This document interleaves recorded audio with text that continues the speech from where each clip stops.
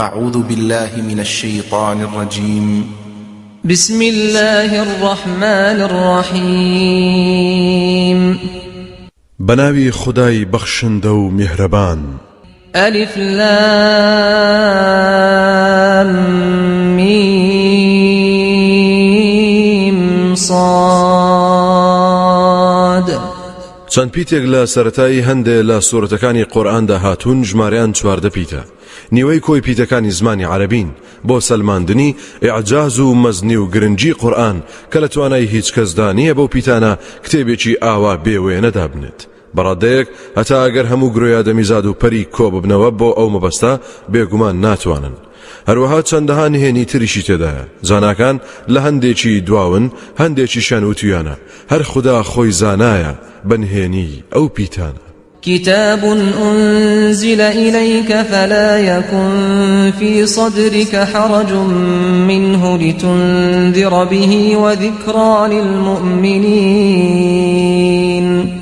ئەم قورئانە کتێبێکە و بۆت هاتووەتە خوارەوە کەوابوو با سەغڵەتی لە دڵ و دەروونتدا نەبێت لە گەیاندنیدا بۆ ئەوەی خەڵکی پێبێدار بکەیتەوە هەروەها یادەوەریشە بۆ ئیمانداران. اتبعوا ما أنزل إليكم من ربكم ولا تتبعوا من دونه أولياء قليلا ما تذكرون. خەڵچینە شوێنی و بەرنامەیە بکەون کە لەلایەن پەروەردگارتانەوە بۆتان هێنراوەتە خوارەوە. جگە لەو زاتە شوێنی هیچ پشتیوان و خۆشەویستێکی تر مەکەون کەم یاداوەری و پند وەردەگرن و بیر دەکەنەوە. وكم من قرية أهلكناها فجاءها بأسنا بياتا أو هم قائلون. چەندەها شار و دێهاتمان وێران و کاول کرد لە کاتێکدا لە شەودا خەوت بوون یا لە کاتی ئیسراحەتی نیوەڕۆدا بوون کتوپڕ سزا و تۆڵەی ئێمە یەخەی پێگرتن. فما كان دعواهم إذ جاءهم بأسنا إلا أن قالوا إنا كنا ظالمين. ئەو کاتە کە سزای ئێمە یەخەی پێگرتن ئینجا قسە و گفتار و دوعا و نزایان هیچ نەبوو تەنها ئەوە نەبێت دەیانوت بەڕاستی ئێمە ستەمکار بووین بەڕاستی ئێمە یاخی بووین. فلنسألن الذين أرسل إليهم ولنسألن المرسلين. اینجا سوێن بێت بە خوددا بێگومان ئێمە پرسیار دەکەین لەوانەی کە پێغەمبەرانیان بۆ ڕەوانە کراوە. سوێن بێت بە خوددا لە پێغەمبەرانیش دەپرسینەوە دەربارەی هەڵوێستی ئەو خەڵکە بەرامبەریان. فلنقصن عليهم بعلم وما كنا غائبين.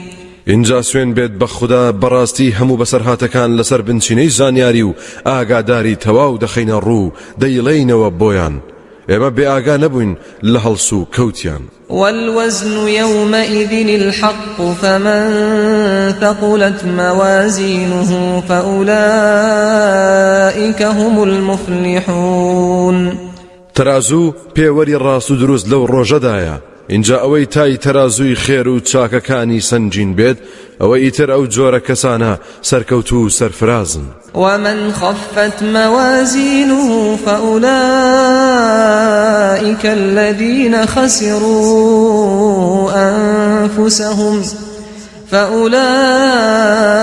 الذين خسروا أنفسهم بما كانوا بآياتنا يظلمون.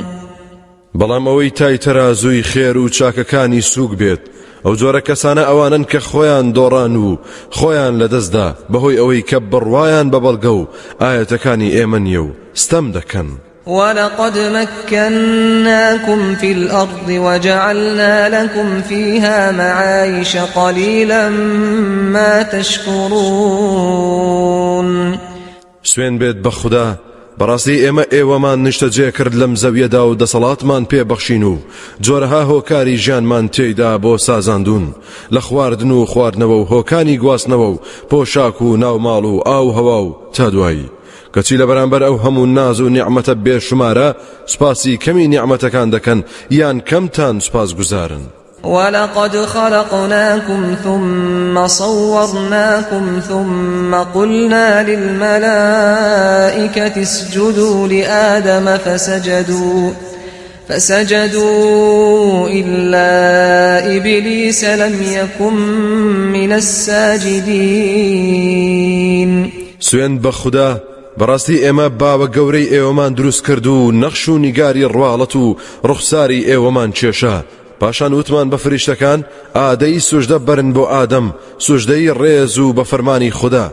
جا هەموو فریشتەکان سوژدەیان برد جگە لە ئیبلیس کە فەرمانی خودای شکاند و لە سوژدەبەران نەبوو.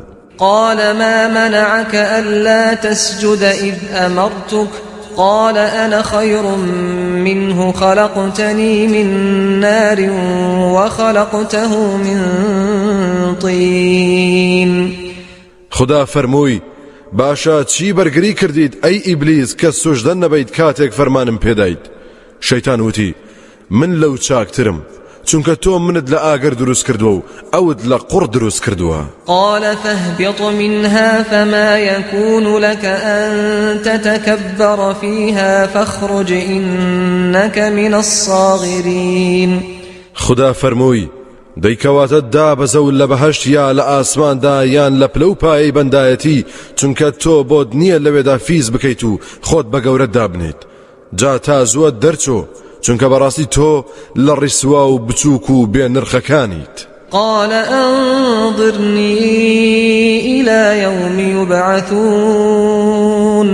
شەیتان وتی داواکارم کە مۆڵەتم بدەیت تا ئەو ڕۆژەی کە هەموو نەوەی ئادەم زیندوو دەکرێنەوە. قال إنك من المنظرين. خدا فەرمووی بەڕاستی تۆ لە مۆڵەت دراوانیت. قال فبما أغويتني لأقعدن لهم صراطك المستقيم. شەیتان وتی بەهۆی ئەوەی کە تۆ منت گومڕا و سەرگەردان کرد ئەوە سوێن بێت منیش لە ڕێگە ڕاستەکەتدا بۆیان دادەنیشم لایان بدەم. ثم لآتينهم من بين أيديهم ومن خلفهم وعن أيمانهم وعن شمائلهم ولا تجد أكثرهم شاكرين.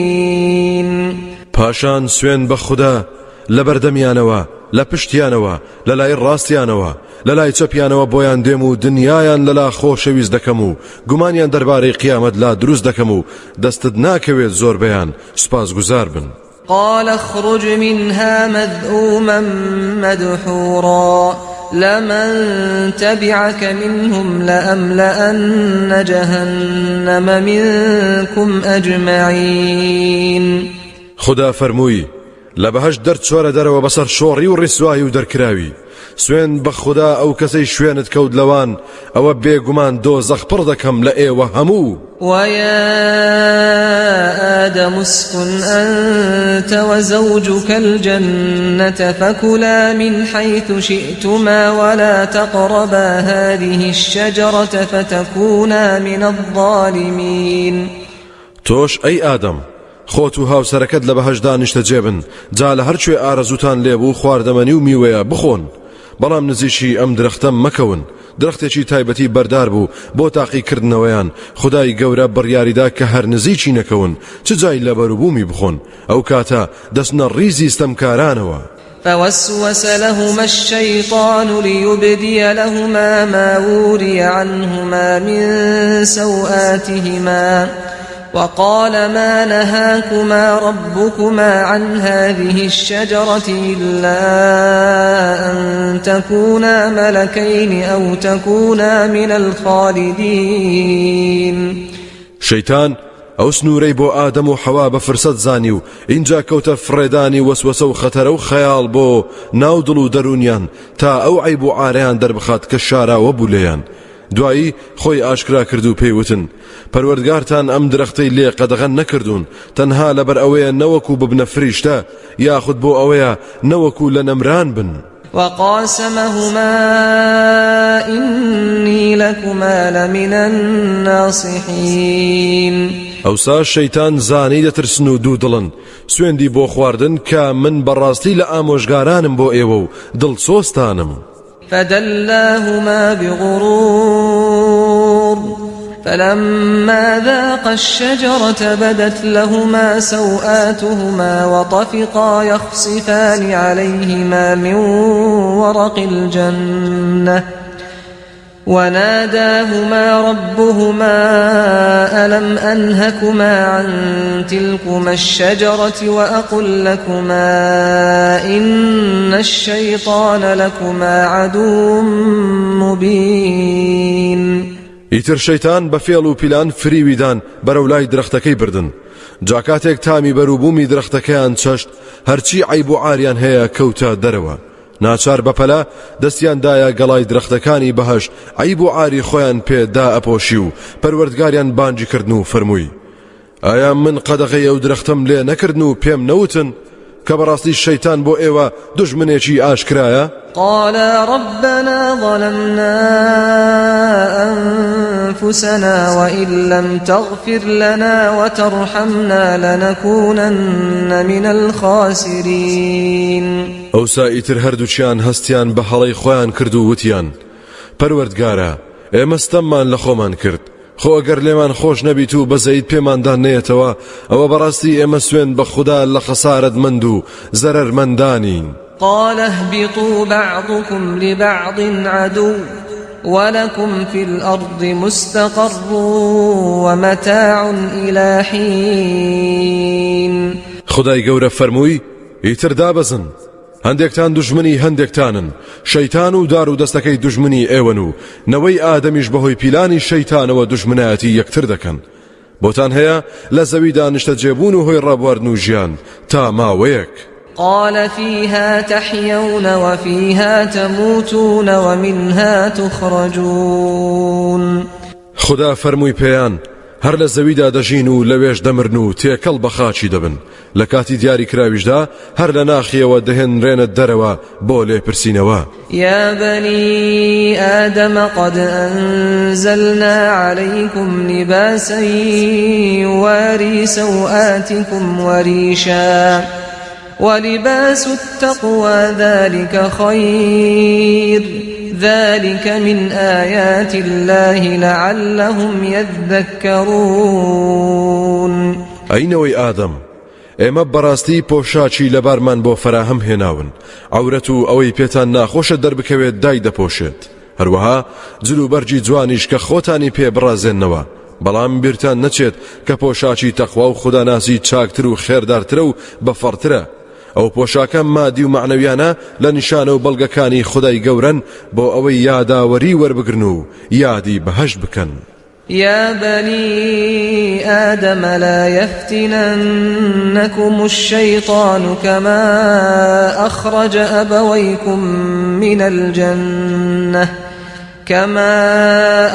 أبويكم من الجنة ينزع عنهما لباسهما ليريهما سوآتهما إنه يراكم هو وقبيله من حيث لا ترونهم إنا جعلنا الشياطين أولياء للذين لا يؤمنون.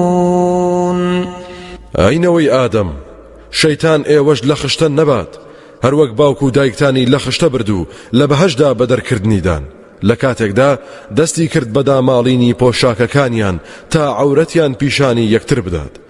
بێگومان شەیتان و دار و دەستەی ئێوە دەیبینن لە شوێنێکدا کە دنیایە ئێوە ئەوان نابینن. جادڵنیابن کە ئێمە شەیتانەکانمان کردووە بە یار و یاوەری ئەوانەی باوەڕ ناهێنن.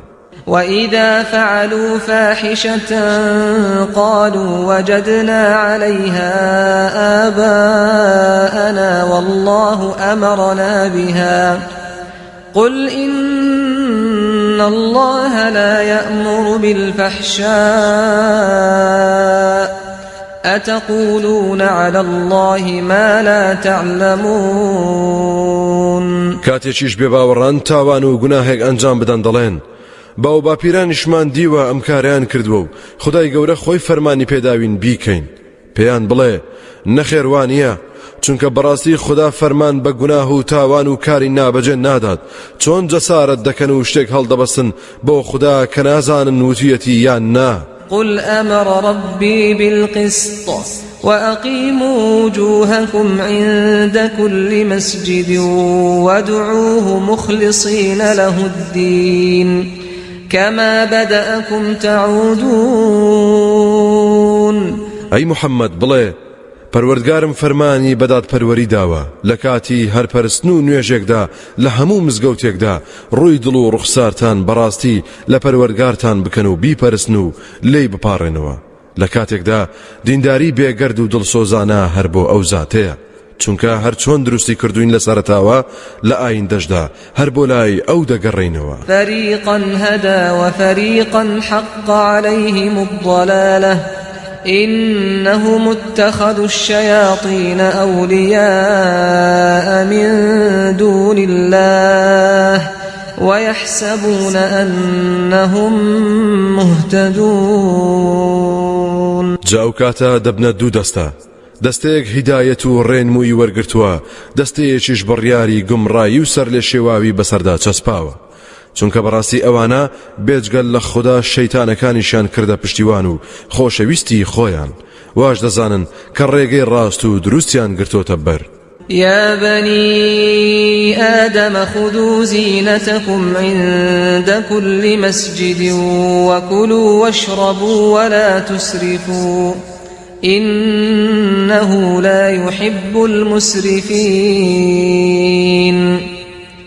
ئەینەوەی ئادەم خۆتان بڕازێننەوە بە پۆشاک لەبەرکردن لە کاتی هەموو نوێژ و چوونە ناو مزگەوتێکدا بخۆن و بخۆنەوە لە ناز و نیعمەتەکان بەڵام زیادە ڕەوی مەکەن چونکە بەڕاستی خوددا لە سنوور دەرچوان و زیادە ڕەوانی خۆش ناوێت قل من حرم زينة الله التي أخرج لعباده والطيبات من الرزق قل هي للذين آمنوا في الحياة الدنيا خالصة يوم القيامة كذلك نفصل الآيات لقوم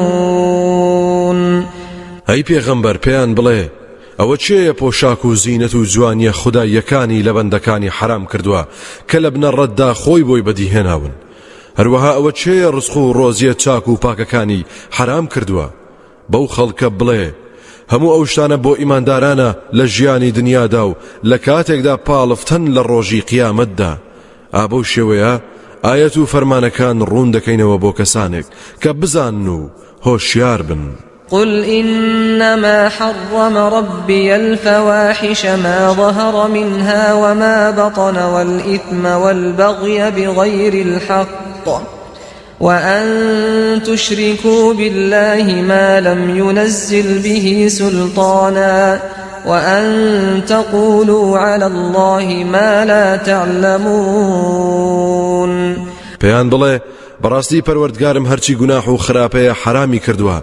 چ ئەوانەی ئاشکران چ ئەوانەی پەنهانن هەروەها هەموو گوناح و داخوازی و دەستدرێژیەکی بەنا حەقی حرام کردووە شتێک بکەن بە شەریک و هاوڵ بۆ خوددا کە هیچ دەسەڵاتی پێ نەداوە هەروەها حرامی کردووە لە خۆتانەوە بە ناوی خودداوە دوور لە هەموو زانیاری و زانستێک شت بڵێن ولكل أمة أجل فإذا جاء أجلهم لا يستأخرون ساعة ولا يستقدمون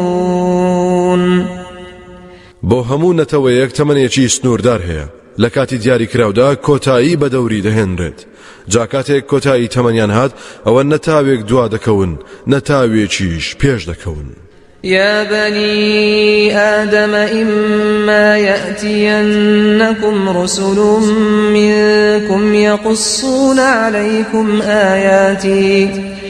يقصون عليكم آياتي فمن اتقى وأصلح فلا خوف عليهم ولا هم يحزنون.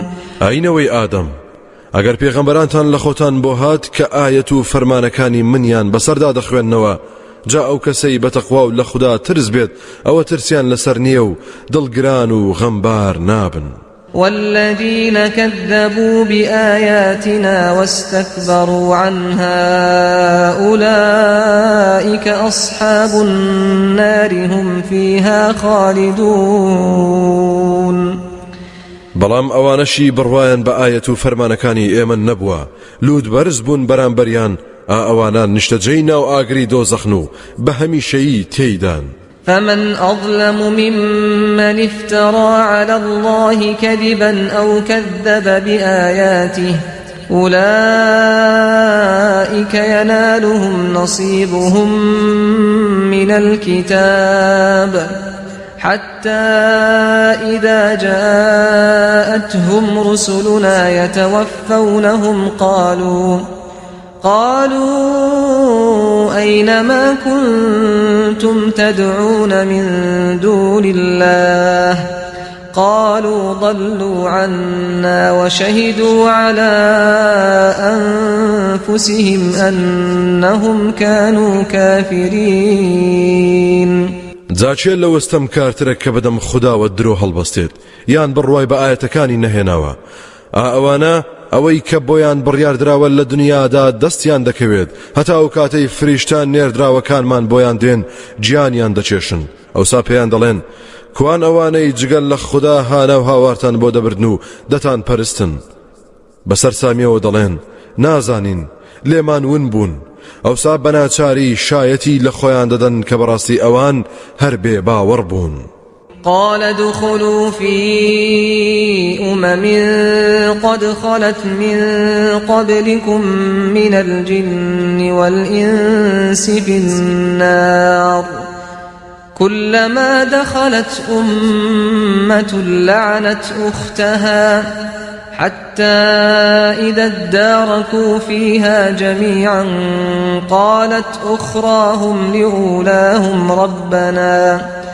قالت أخراهم لأولاهم ربنا هؤلاء أضلونا فآتهم عذابا ضعفا من النار قال لكل ضعف ولكن لا تعلمون. ئەوسا خوددا فەرمانی دا و فەرمووی دەبستنە ڕیزیە و کۆمەڵانەوە کە پێش ئێوە هەبوون لە گومڕاکان لە دەستەی پەری و ئادەمی زادەکان لەناو دۆزەخدا هەر کاتێک هەر کۆمەڵ و دەستەیەک دەستنە ناوی نەفرین دەکەن لە هاو ئاین و هاو بیرانیان هەتا ئەو کاتەی هەمویان کۆ دەکرێنەوە و بەسەر یەکدا دەدرێن لە ناویدا شوێنکەوتەکان ڕوو بە گەورەکانیان دەڵێن پەروەردگارە ئەوانە ئێمەیان گومڕا کرد دەتۆش لەناو دۆزەخدا سزای دوو بەرامبەریان بدە. خدای گەورەش فەرمووی بۆ هەموو لایەک سزا و تۆڵە دوو بەرامبەرە بەڵام ئێوە پێی نازانن. وقالت أولاهم لأخراهم فما كان لكم علينا من فضل فذوقوا العذاب بما كنتم تكسبون. پاشان دەستە پێشوەکان بە دوایینەکان دەڵێن وەنەبێت ئێوە هیچ ڕێز و فەزلێکتان هەبێت بەسەر ئێمەدا دە ئێوەش بچێشن سزا و ئازار بەهۆی ئەو کار و کردەوە نا لەبارانەوە کە ئەنجامتان دەدا.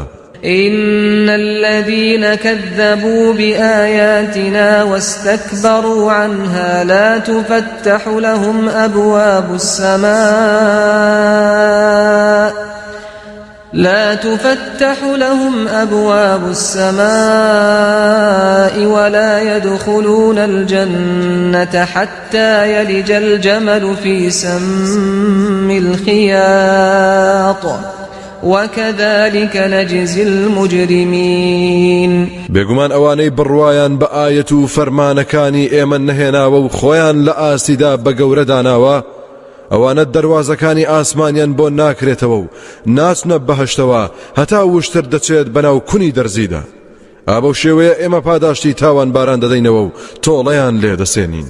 لهم من جهنم مهاد ومن فوقهم غواش وكذلك نجزي الظالمين ئەوانە لەناو دۆزەخدا ڕایەخی ئاگرینیان هەیە لە سەروشیانەوە سەقف و بەتانی و لێفەی ئاگریندا پۆشەریانە سەر و خواریان ئاگرە بێگومان هەر بەو شێوەیە پاداشتی سەمکاران دەدەینەوە و تۆڵەیان لێ دەسێنین والذين آمنوا وعملوا الصالحات لا نكلف نفسا إلا وسعها أولئك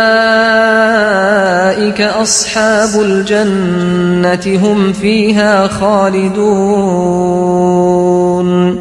لەلایەکی ترەوە ئەوانەی کە باوەڕیان هێناوە و کار و کردەوە چاکەکانیان ئەنجام داوە بەمەرجێک ئێمە لە توانای هەرکەس زیاتر داخوازی ناکەین ئەوانە خاوەن و نیشتەجێی بەهەشتن و ژیانیان بەردەوام و هەمیشەییە تیایدا ونزعنا ما في صدورهم من غل تجري من تحتهم الأنهار وقالوا الحمد لله الذي هدانا لهذا وما كنا لنهتدي لولا أن هدانا الله لقد جاءت رسل ربنا بالحق ونودوا أن تلكم الجنة أورثتموها بما كنتم تعملون هەر لە دەواازەی بەهەشدا هەرچی بغز و کینەیەک لە دڵ و دەروون و سینەیاندا بوو ئێمە دامەنڕنی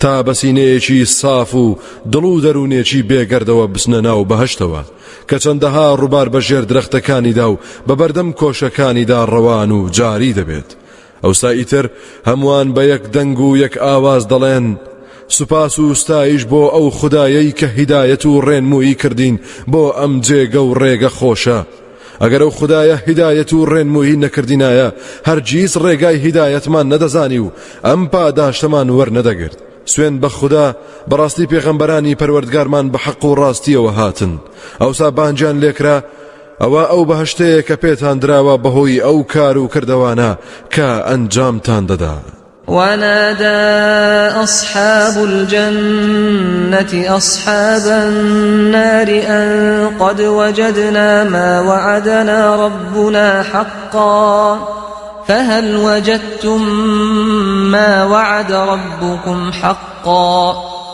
قالوا نعم فأذن مؤذن بينهم اللعنة الله على الظالمين پاشان نیشتەجێیانی بەهەشت بانجی نیشتەجێکانی دۆزەخیان کرد بەڕاستی ئەو بەڵێنەی کە پەروەردگارمان پێیدا بووین دەستمان کەوت و پێی بەخشین ئایا ئێوەش ئەو بەڵێنەی کە پەروەردگارتان دابووی بەڕاستی دەستان کەوت لە وەڵامدا بەدڵشکاوی و غەم و پەژارێکی زۆرەوە وتیان بەڵێ ئەوسا جارچیەک جاڕیدا لە نێوانیاندا و هاواری کرد نەفرەتی خوددا لەستەمکاران بێت الذين يصدون عن سبيل الله ويبغونها عوجا وهم بالآخرة كافرون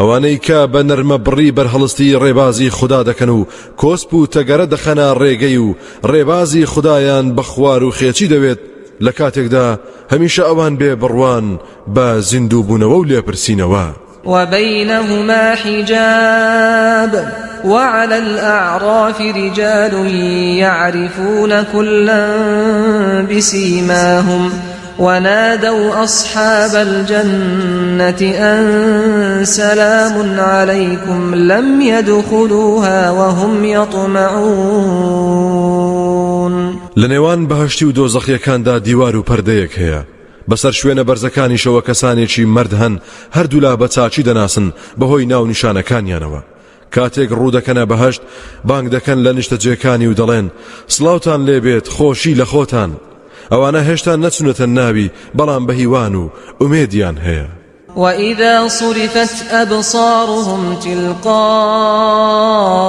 أصحاب النار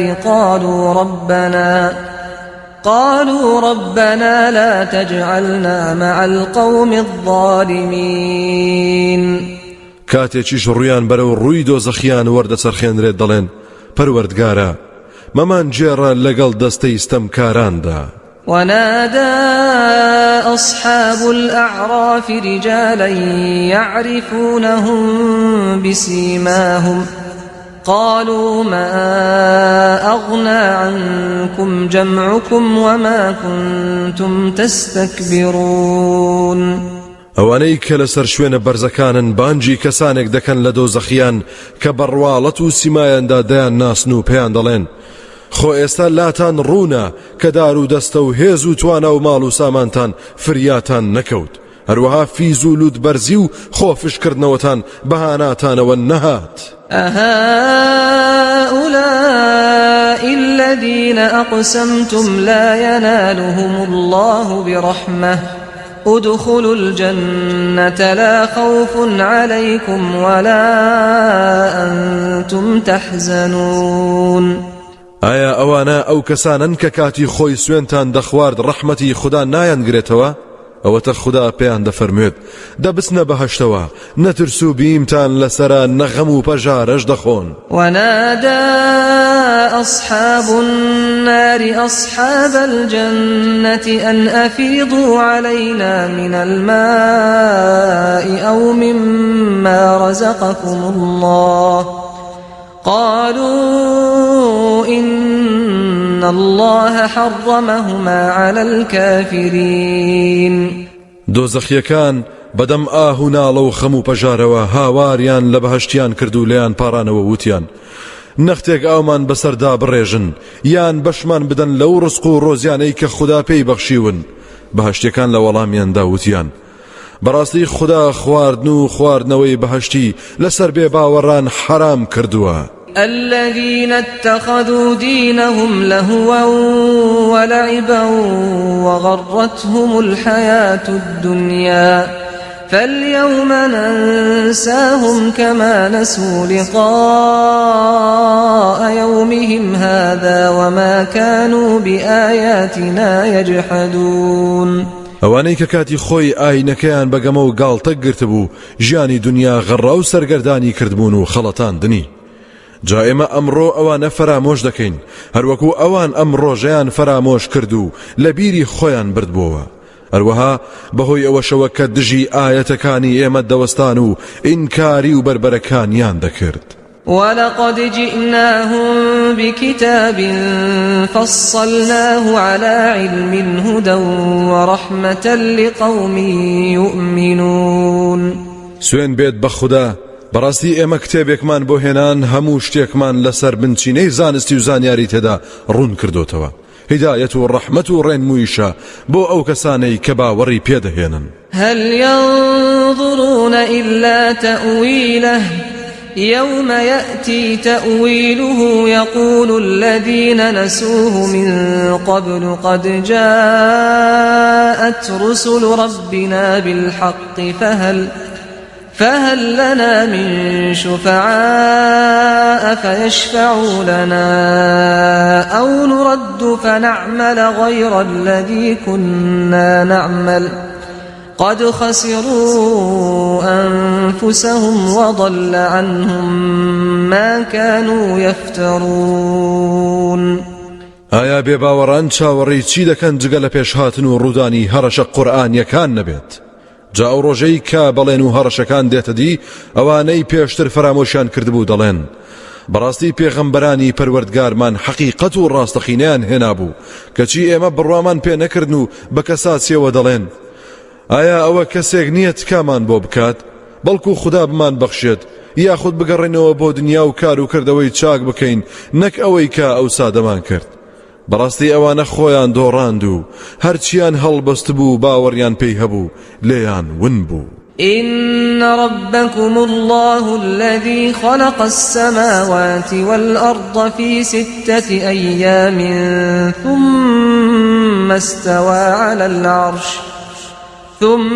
استوى على العرش يغشي الليل النهار يطلبه حثيثا والشمس والقمر والنجوم مسخرات بأمره ألا له الخلق والأمر تبارك الله رب العالمين. بێگومان پەروەردگارتان ئەڵڵایە کە دروستکاری ئاسمانەکان و زەویە لە ماوەی 6 ڕۆژدا مەگەر هەر خۆیشی بزانێتەوە ڕۆژانە ماوەیان چەندە پاشان لەسەر عەرش و تەختی فەرمانڕەوایی وەستا ئەلبەتە چۆنیەتی وەستان و تەختی فەرمانڕەوایەتی و گەلێشتی لەو بابەتانە لە ڕادەی بۆچوونی ئێمە بەدەرە. تەفسیری ئەم ئاەتەیان لە پێشەوە مالیک و ئەحمەد پرسیوە لە وەڵامدا وتویانە وەستانەکە حەقیقەتی هەیە چۆنیەتیەکەی شاراوەیە پرسیارکردن دەربارەی بیدعەیە باوەڕبوون پێی واجبە بە شەو ڕۆژ دادەپۆشێت لە کاتێکدا بە شوێنەی عەوداڵە بە دوایدا خۆر و مانگ و ئەستێرەکان هەر هەمویان بە فەرمانی خوددا کەوتونەتە گەڕ و لە فەرمانی دەرناچن. ئاگادار بن و بزانن و تێفکرن کە هەرچی دروستکردن و بڕیاردانە هەر بۆ ئەوە کەواتە دەبا هەمووان فەرمان بەرداری ئەو بین و لە فەرمانی دەرنەچین. مبارەک و پیرۆز و گەورەیە ذاتی ئەڵڵاه پەروەردگاری هەموو جیهانیان. ادعوا ربكم تضرعا وخفية إنه لا يحب المعتدين.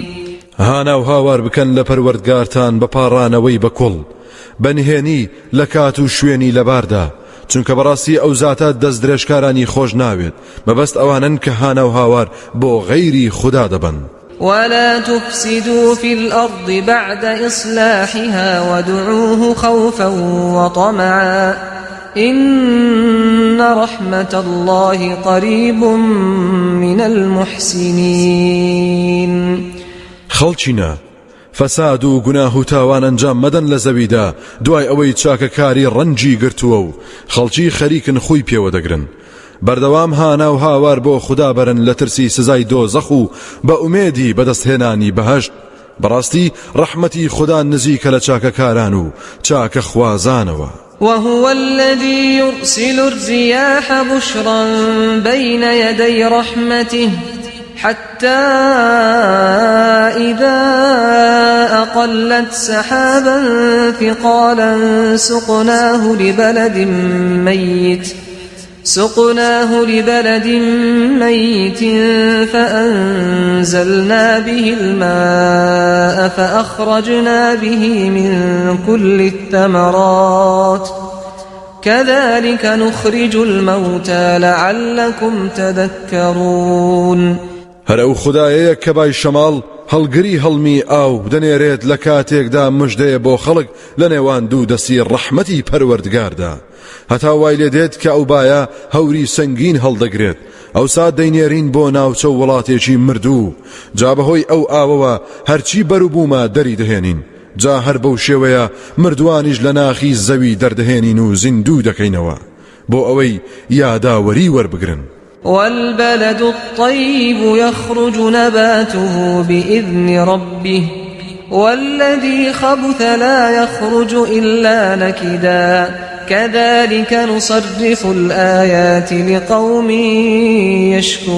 يشكرون.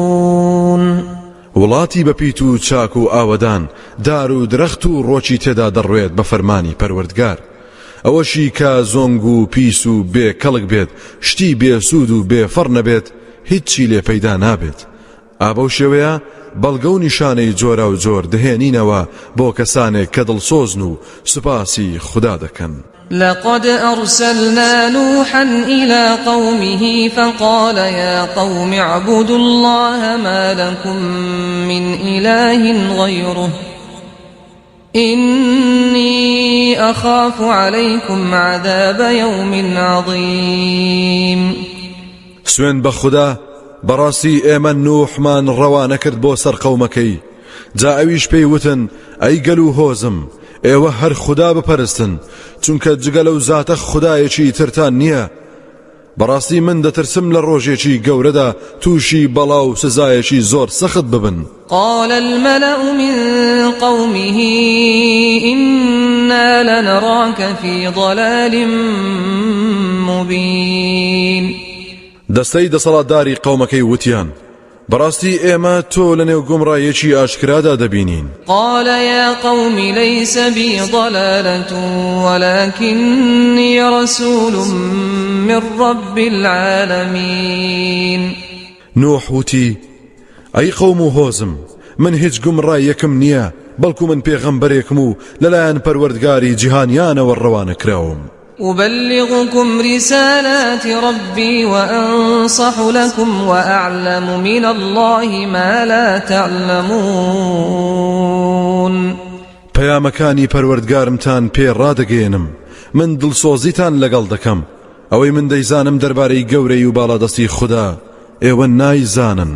أوعجبتم أن جاءكم ذكر من ربكم على رجل منكم لينذركم ولتتقوا ولعلكم ترحمون. ئایا ئێوە سەرسام بوون لە هاتنی بەرنامە و یادخەرەوەیەک لەلایەن پەروەردگارتانەوە بۆ سەرپیاوێکی ڕاستگۆ لە خۆتان تا بێدارتان بکاتەوە و دینداری و خوداناسی بکەن بۆ ئەوەی سەرنجام ڕەحمتان پێ بکرێت. فكذبوه فأنجيناه والذين معه في الفلك وأغرقنا الذين كذبوا بآياتنا إنهم كانوا قوما عمين. دوای 950 ساڵ هەوڵ و کۆشش هەر بەرنامەکەیان بە درۆزانی و بڕوایان پێ نەکرد. جا ئێمەش خۆی و ئەو ئیماندارانەی لەگەڵیدا بوون لە کەشتێکەدا ڕزگارمان کردن و ئەوانەی بڕوایان نەهێنا بە ئایەت و فەرمانەکانمان نوقمی زریانەکەمان کردن چونکە بەڕاستی ئەوان گەلێکی کوێر و نابینا بوون لە ئاستی ڕاستیەکاندا. وإلى عاد أخاهم هودا قال يا قوم اعبدوا الله ما لكم من إله غيره أفلا تتقون. بۆ قەومی عادیش هودی برایانمان نارد هەروەکو نوح وتی ئەی گەل و عەشرەتم هەر خوددا بپەرستن چونکە جگە لەو زاتە خودایەکی ترتان نییە ئایا ئەوە لە خوددا ناترسن؟ قال الملأ الذين كفروا من قومه إنا لنراك في سفاهة وإنا لنظنك من الكاذبين. ئەو دەسەڵاتدارانەی کە بێ بڕوابوون لە قەومەکەی وتیان بەڕاستی ئێمە تۆ لەنێو نەفامیدا دەبینین تۆ ناگۆڕیت و پێش ناکەویت و بەڕاستی ئێمە وا دەزانین تۆ یەکێکیت لە درۆزنەکان. قال يا قوم ليس بي سفاهة ولكني رسول من رب العالمين.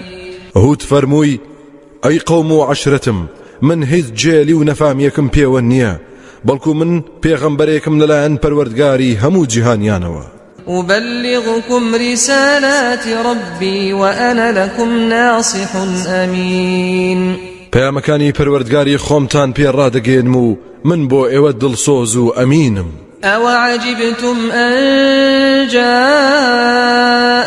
ذكر من ربكم على رجل منكم لينذركم واذكروا إذ جعلكم خلفاء من بعد قوم نوح وزادكم في الخلق بسطة فاذكروا آلاء الله لعلكم تفلحون.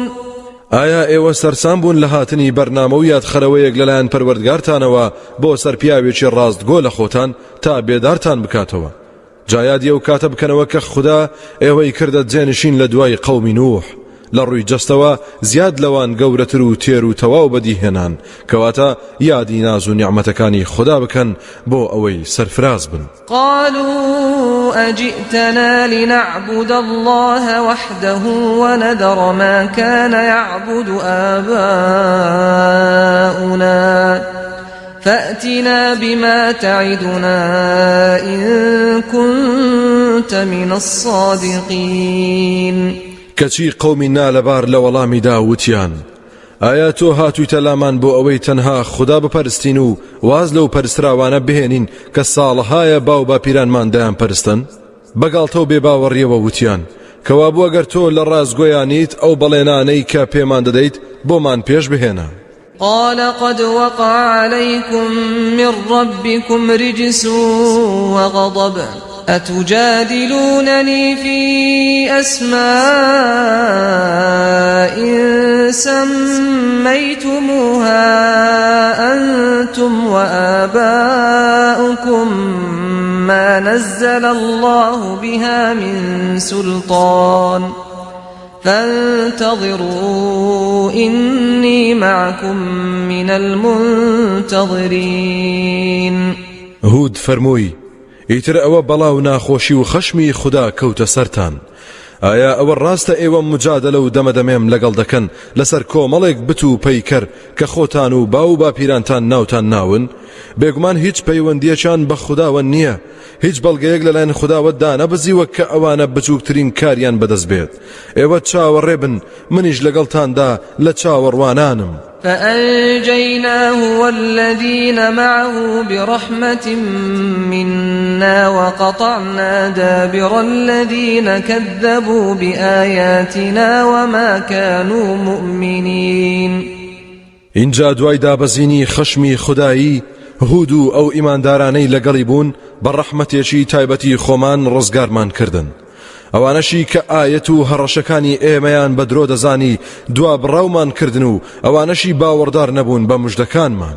وإلى ثمود أخاهم صالحا قال يا قوم اعبدوا الله ما لكم من إله غيره قد جاءتكم بينة من ربكم هذه ناقة الله لكم آية فذروها تأكل في أرض الله ولا تمسوها بسوء فيأخذكم عذاب أليم.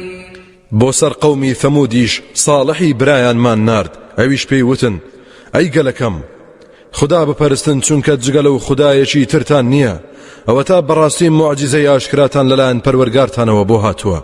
ئەمە وشترێکە لەلایەن خداوە بەتایبەت بۆ ئێوەی بەدیهێناوە لەسەر داخوازی خۆتان کە معجزەیەکی ئاشکرایە.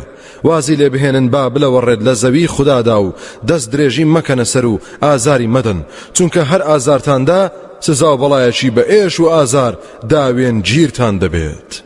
واذكروا إذ جعلكم خلفاء من بعد عاد وبوأكم في الأرض تتخذون من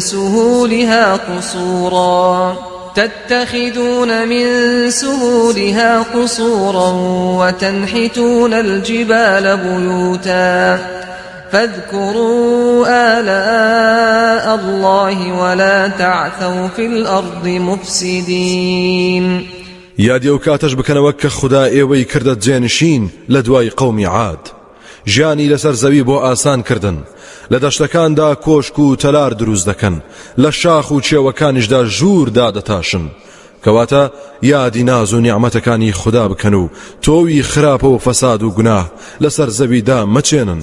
قال الملأ الذين استكبروا من قومه للذين استضعفوا لمن آمن منهم أتعلمون أن صالحا مرسل من ربه قالوا إنا بما أرسل به مؤمنون. دوای ئەو یادخستنەوانەی ساڵح پێغەمبەر دەستەی دەسەڵاتداران ئەوانەی لوت بەرزیان کرد لە قەومەکەی وتیان بەوانەی کە چەوسێنراونەتەوە لەوانەیان کە باوەڕیان هێناوە، باشە ئێوە دەزانن کە ساڵح لەلایەن پەروەردگاریەوە ڕەوانە کراوە؟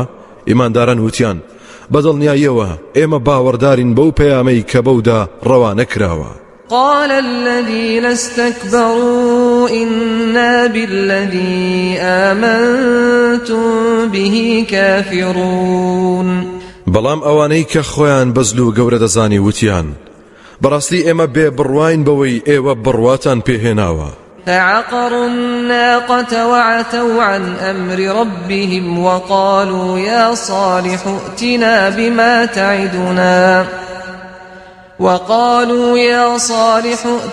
بما تعدنا إن كنت من المرسلين.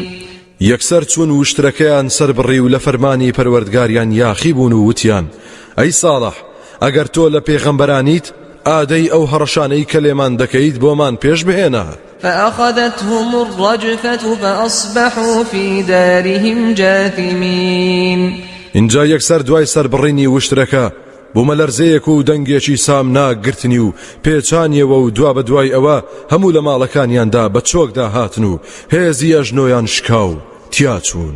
فتولى عنهم وقال يا قوم لقد أبلغتكم رسالة ربي ونصحت لكم ولكن لا تحبون الناصحين. جا صالح پێغەمبەر پشتی لێ هەڵکردن و وتی ئەی قەوم و عەشرەتم سوێن بە خوددا بەڕاستی پەیامی پەروەردگارم بە چاچی پێڕاگەاندن و دڵسۆزیم لەگەڵ کردن بەڵام بەداخەوە ئێوە دڵسۆزانتان خۆش ناوێت. ولوطا إذ قال لقومه أتأتون الفاحشة ما سبقكم بها من أحد من العالمين. یادی لوت پێغەمبەریش بکە کاتێک بە قەومەکەی وت چۆن ئێوە گوناه و تاوانێکی وا دەکەن کە تا ئێستا هیچ کەس پێش ئێوە لە جیهاندا گوناه و تاوانی وای نەکردووە. إنكم لتأتون الرجال شهوة من دون النساء بل أنتم قوم مسرفون. چونکە بەڕاستی ئێوە ئارەزووی جنسی خۆتان لەگەڵ پیاواندا ئەنجام دەدەن لە باتی ژنانی هاوسەرتان. نەخێر ئێوە قەومێکی ناپوخت و سنوور بەزێن و زیادە ڕەون. وما كان جواب قومه إلا أن قالوا أخرجوهم من قريتكم إنهم أناس يتطهرون. وەڵامی قەومەنا لەبارەکەی تەنها ئەوە بوو کەوتیان ئەوانە شار بەدەرکەن چونکە ئەوانە کەسانێکن خۆیان پاک ڕادەگرن داوێن پاکن و وەک ئێمە ناکەن. فأنجيناه وأهله إلا امرأته كانت من الغابرين. ئێمەش لوت و خانەوادەکەیمان ڕزگار کرد جگە لە هاوسەرەکەی چونکە ئەویش لەو کەسانە بوو کە تیا چوون لەبەر ئەوەی باوەڕی بەلوت پێغەمبەر نەبوو. وأمطرنا عليهم مطرا فانظر كيف كان عاقبة المجرمين. ئەوسا بەردمان بەسەردا باراندن جا تەماشا بکە و سەرنج بدە و پند وەرگرە و بزانە سەرنجامی تاوان باران و بێڕەوشتان چۆن بوو. وإلى مدين أخاهم شعيبا قال يا قوم اعبدوا الله ما لكم من إله غيره قد جاءتكم بينة من ربكم فأوفوا الكيل والميزان ولا تبخسوا الناس أشياءهم ولا تفسدوا في الأرض بعد إصلاحها ذلكم خير لكم إن كنتم مؤمنين.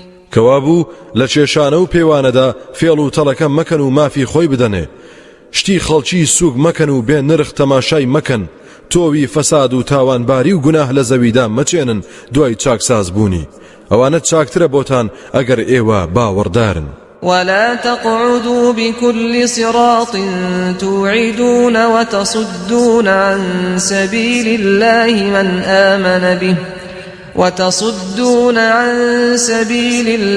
من آمن به وتبغونها عوجا واذكروا إذ كنتم قليلا فكثركم وانظروا كيف كان عاقبة المفسدين. هەروەها لەسەر هیچ ڕێگەیەک دامەنیشن هەڕەشە لە خەڵکی بکەن و ئەوانەی کە باوەڕیان هێنا بە خوددا قەدەغەیان بکەن لە گرتنی ڕێبازی خوددا و بتانەوێت ڕێبازی خوددا بەلاری و لەوێری پێشان بدرێت و پیادە بکەن. یادی ئەو کاتەش بکەن کە کەم و لاواز بوون اینجا خوددا زۆر و بەهێزی کردن. تەماشا بکەن و سەرنج بدەن و بزانن چۆن بوو سەرنجامی ئەوانەی چێنەری تۆوی خراپەن. وإن كان طائفة منكم آمنوا بالذي أرسلت به وطائفة لم يؤمنوا فاصبروا حتى يحكم الله بيننا وهو خير الحاكمين. خۆگەر دەستەیەک لە ئێوە باوەڕی هێنابێت بەو بەرنامەیەی کە پێی ڕەوانە کراوم و ئەگەر دەستەیەکیش باوەڕیان نهێنابوو ئەوە خۆتان بگرن و چاوەڕێ بن هەتا خوددا خۆی داوەری دەکات لە نێوانماندا و هەر ئەو زاتەش خۆی چاکترینی دادوەرانە. قال الملأ الذين استكبروا من قومه لنخرجنك يا شعيب والذين آمنوا معك من قريتنا أو لتعودن في ملتنا قال أولو كنا كارهين. دەستەی دەسەڵاتداران ئەوانەی لوودبەرزیان کرد لە قەومەکەی وتیان ئەی شوعیب سوێن بە خوددا خۆت و ئەوانەی باوەڕیان هێناوە لەگەڵتدا لە شارەکەماندا دەرتان دەکەین یان بە ئارەزوی خۆتان بگەڕێنەوە نێو ئاینەکەمان. ئیمانداران وتیان ئایا ئەگەر حەزیشی لێ نەکەین و بەدڵیشمان نەبێت؟ قد افترينا على الله كذبا إن عدنا في ملتكم بعد إذ نجانا الله منها وما يكون لنا أن نعود فيها إلا أن يشاء الله ربنا وسع ربنا كل شيء علما على الله توكلنا ربنا افتح بيننا وبين قومنا بالحق وأنت خير الفاتحين. بەڕاستی ئێمە درۆمان بەناوی خودداوە هەڵبەستووە ئەگەر پەشیمان ببینەوە و بگەڕێنەوە ناو ئاینەکەی ئێوە دوای ئەوەی کە خوددا لەدەست ئەو خورافاتە ڕزگاری کردین ئێمە بۆمان نییە بگەڕێنەوە بۆ ناو ئاینی ئێوە مەگەر ویستی خودای پەروەردگارمانی لەسەر بێت. زانست و زانیاری پەروەردگارمان فراوانە و هەموو شتێکی گرتوتەوە هەر بە خوددا پشت و پەنامان بەستووە. پەروەردگارە خۆت داوەری بکە لەسەر بنچینەی حەق و ڕاستی لە نێوان ئێمە و قەوم و گەلماندا چونکە تۆ چاکترینی دادوەرانی. وقال الملأ الذين كفروا من قومه لئن اتبعتم شعيبا إنكم إذا لخاسرون. دەستەی دەسەڵاتداران لەگەلی شوعیب ئەوانەی کە بێباوەڕ بوون وتیان سوێن بە خوددا ئەگەر ئێوە شوێنی شوعیب بکەون بەڕاستی ئەو کاتە ئێوە لە زەرەرمەندانن. فأخذتهم الرجفة فأصبحوا في دارهم جاثمين. اینجا یەکسەر بوومە لەرزەیەک و دەنجێکی سام ناگرتنی و پێچانیەوە و دوا بە دوای ئەوە هەموو لە ماڵەکانیاندا بە چۆکدا هاتن و هێزی ئەژنۆیان شکاو تیاچوون. الذين كذبوا شعيبا كأن لم يغنوا فيها الذين كذبوا شعيبا كانوا هم الخاسرين. ئەوانەی کە بەرنامەی شوعیبیان بە درۆزانی و باوەڕیان پێی نەبوو لەناوبران هەر وەک لەو ناوەدا نەبوو بن و نەژیابن وابوو. ئەوانەی کە شوعیبیان بە درۆزانی و باوەڕیان پێ نەبوو تەنها ئەوان زەرەرمەند و ماڵوێران بوون.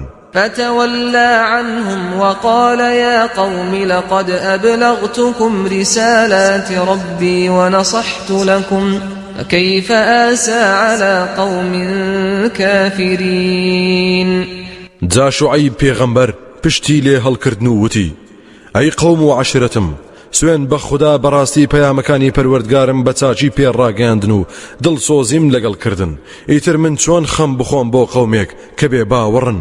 وما أرسلنا في قرية من نبي إلا أخذنا أهلها بالبأساء والضراء لعلهم يضرعون.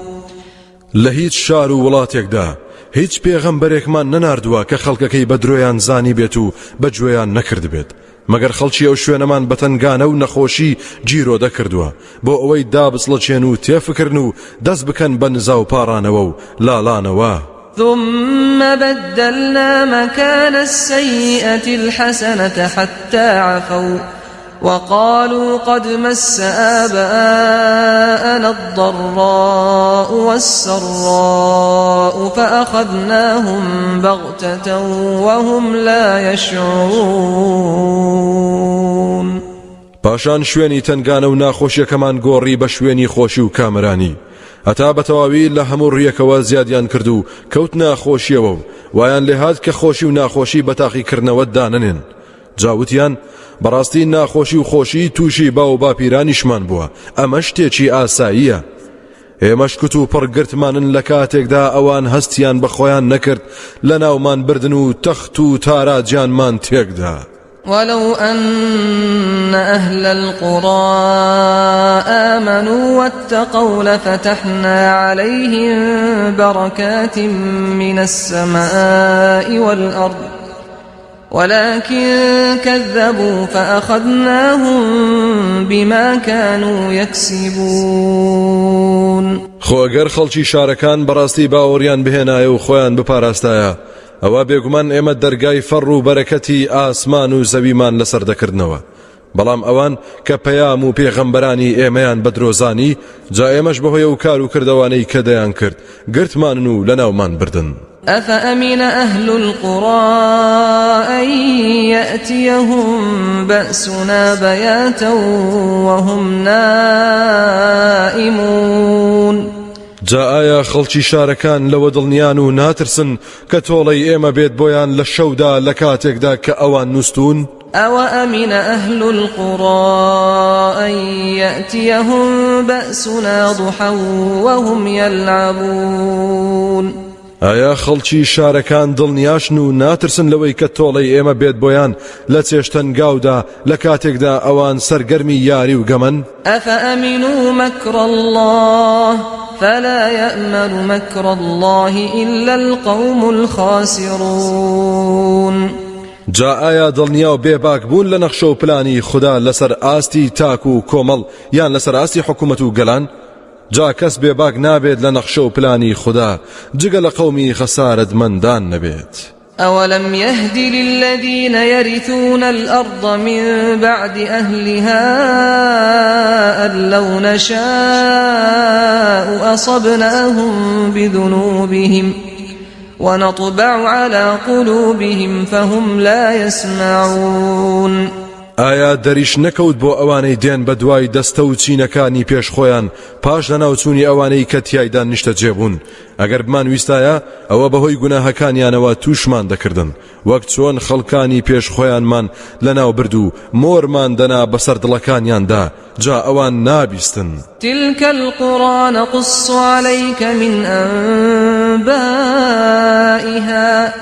ولقد جاءتهم رسلهم بالبينات فما كانوا ليؤمنوا بما كذبوا من قبل كذلك يطبع الله على قلوب الكافرين أي محمد ئەو شار و ناوچانە هەندێک لە هەواڵ و بەسەرهاتەکانیان بۆ دەجێڕینەوە سوێن بە خوددا بێگومان پێغەمبەرانیان بۆ هات هاوڕێ لەگەڵ چەندەها موعجیزەدا ئیتر وەنەبێت ئەوانە باوەڕیان هێنا بێت بەوەی کە پێشتر بڕوایان پێی نەبوو بەو شێوەیە خوددا مۆر دەنێت بەسەر دڵی بێ باوەڕاندا وما وجدنا لأكثرهم من عهد وإن وجدنا أكثرهم لفاسقين بەشی زۆری ئەو خەڵکە سەرگەردانەمان دەست نەکەوت کە پەیمان شتێن نەبن بەڕاستی زۆربەی ئەوانەمان بە دەرچوو لە ئاینی خوددا دەستکەوت ثم بعثنا من بعدهم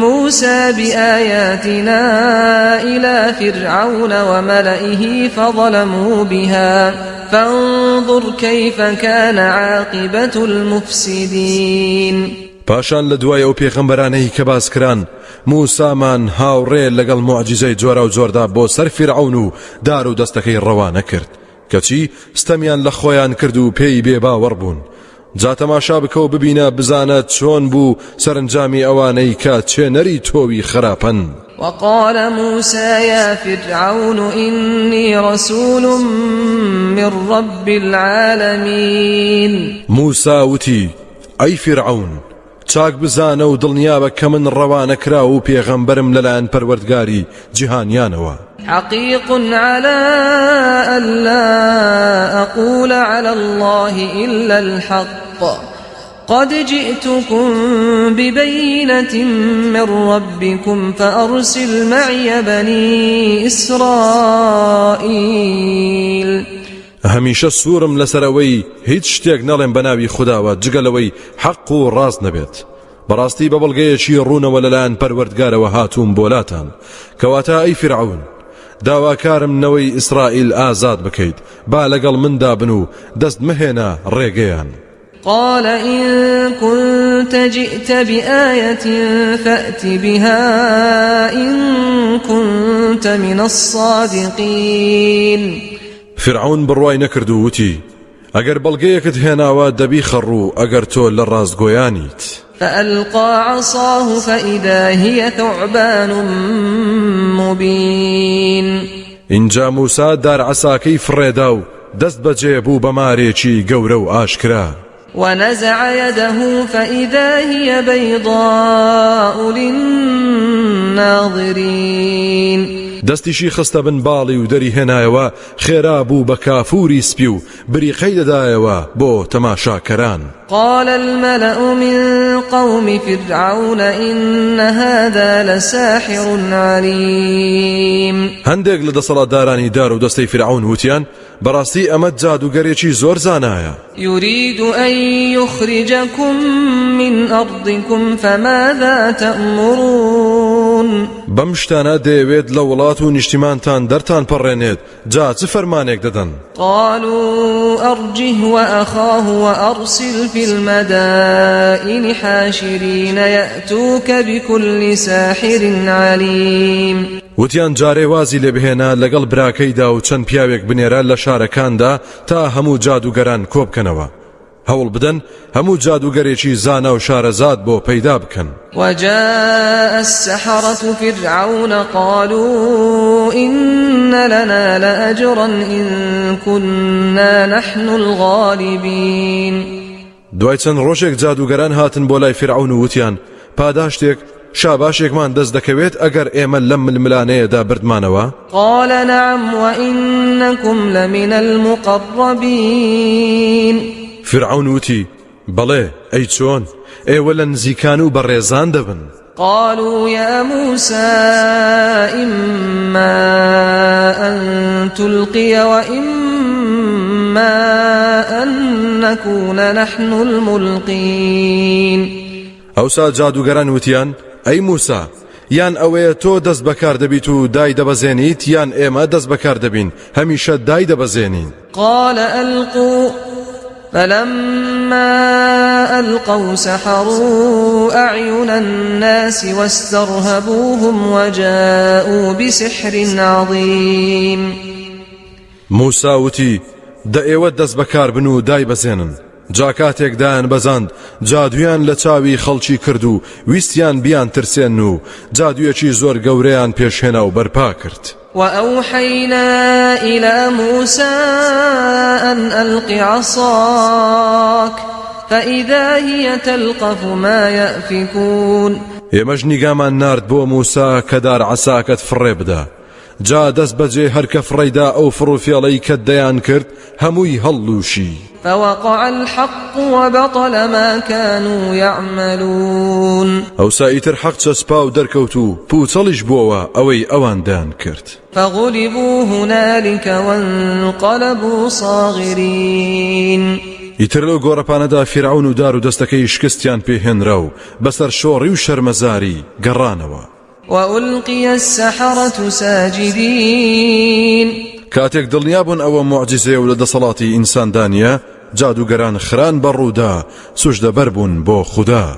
قالوا آمنا برب العالمين رب موسى وهارون. جادوگەران وتیان ئێمە باوەڕێکی پتەومان هێناوە بە پەروەردگاری جیهانیان کە پەروەردگاری موسا و هارونە. قال فرعون آمنتم به قبل أن آذن لكم إن هذا لمكر مكرتموه في المدينة لتخرجوا منها أهلها فسوف تعلمون. فرعون وتی ئایا باوەڕتان هێنا بە پەروەردگاری موسا و هارون پێش ئەوەی من مۆڵەت و ڕوخسەتتان بدەم؟ بەڕاستی دیارە کە ئەمە پیلانێکە ساستان داوە و جێڕاوتانە لە شارەکەدا تا خەڵکەکەی لێ دەربەدەر بکەن جا لەمەولا دەزانن چیتان بەسەر دەهێنم. لأقطعن أيديكم وأرجلكم من خلاف ثم لأصلبنكم أجمعين.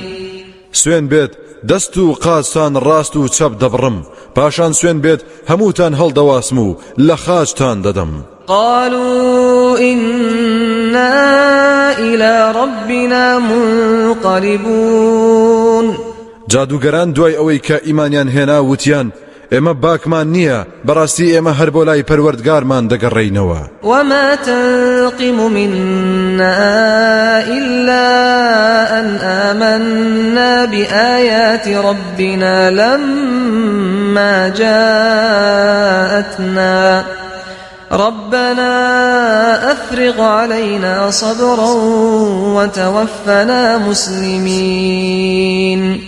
تۆ هیچ بێزاریەکرد لە ئێمە نییە جگەل لەوە کە باوەڕمان بە بەڵگە و موعجزەکانی پەروەردگارمان هێناوە کاتێک بۆمان هات.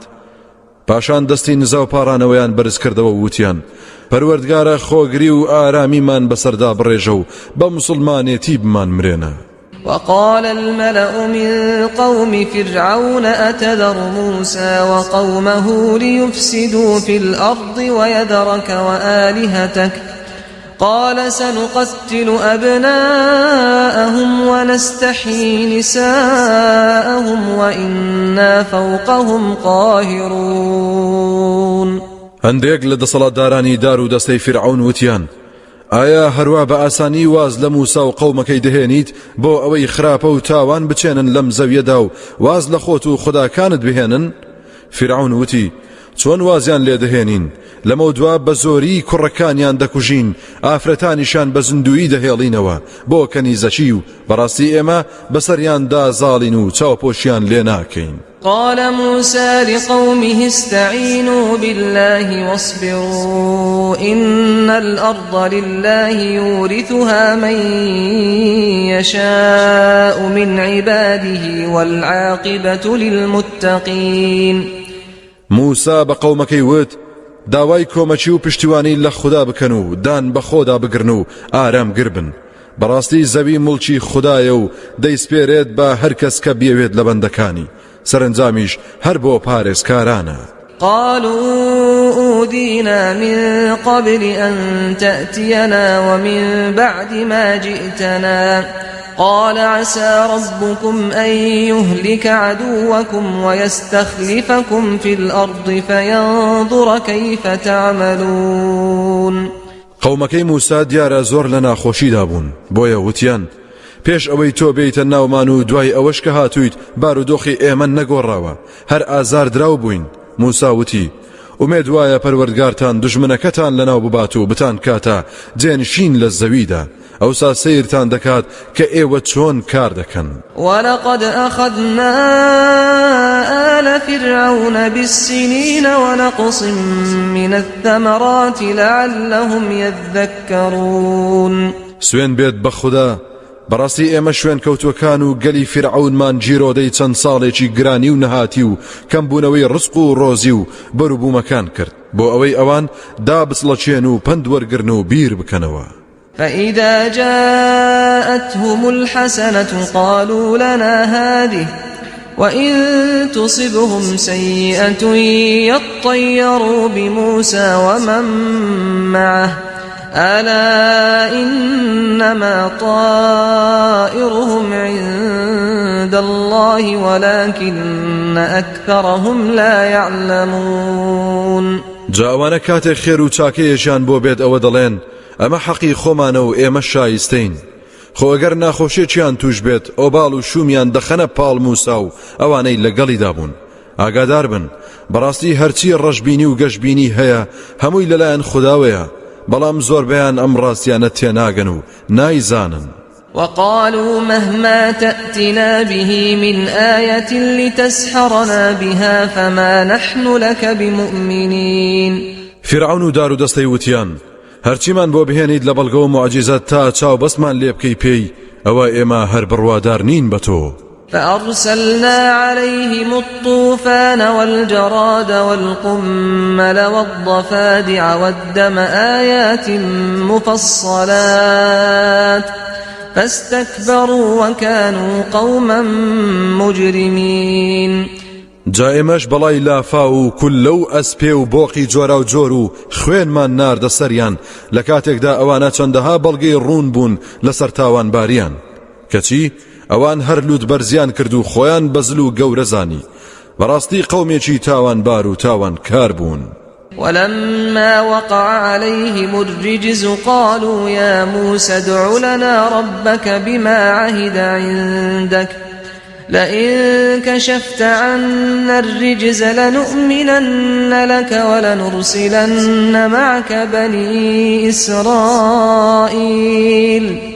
جا کاتێکیش هەر بەڵایەک لەو بەڵایانە بەسەریان داهات پەنایان دەبرد بۆ موسا و دەیانوت ئەی موسا فریامان بکەوە لە پەروەردگارت بپاڕێوە بۆمان بۆ پەیمانەی کە خوددا لای داناویت. سوێن بە خوددا ئەگەرم بەڵایانەمان لەسەر هەڵگری ئەوسا بێگومان باوەڕت پێ دەکەین و نەوەی ئیسرائیلیش ئازاد دەکەین و لەگەڵ تا دەنێرین. فلما كشفنا عنهم الرجز إلى أجل هم بالغوه إذا هم ينكثون. جا کاتێک بەڵاکانمان لەسەر لا دەبردن بۆ کاتێکی دیاری کراو کە ئەوان پێی دەگەیشتن ئەوە خێرا پەیمانەکانیان دەشکاند و لە سنوور دەترازان و دەچوونەوە دۆخی جاران. فانتقمنا منهم فأغرقناهم في اليم بأنهم كذبوا بآياتنا وكانوا عنها غافلين. جایەمەش تۆڵەمان لێسەندن و نوقمی دەریامان کردن چونکە ئەوان بڕوایان بە بەڵگە و موعجزەکانی ئێمە نەبوو بە درۆیان دادەنا و ئەوان لێی بێ ئاگا بوون. وأورثنا القوم الذين كانوا يستضعفون مشارق الأرض ومغاربها التي باركنا فيها وتمت كلمة ربك الحسنى على بني إسرائيل بما صبروا ودمرنا ما كان يصنع فرعون وقومه وما كانوا يعرشون. ئەوسا ئەو قەوم و گەلەی لاواز دەکران و دەچەوسێنرانەوە لە هەموو خۆر هەڵات و خۆر ئاوای ئەو وڵاتەی کە فەڕ و بەرەکەتمان بەسەردا ڕژاند بوو کردە جێنشین و بەڵێنی ڕاست و جوانی پەروەردگارت ئەی محەممەد جێبەجێ بوو بۆنەوەی ئیسرائیل بەهۆی ئەوەی کە ئارامیان لەسەر گرت.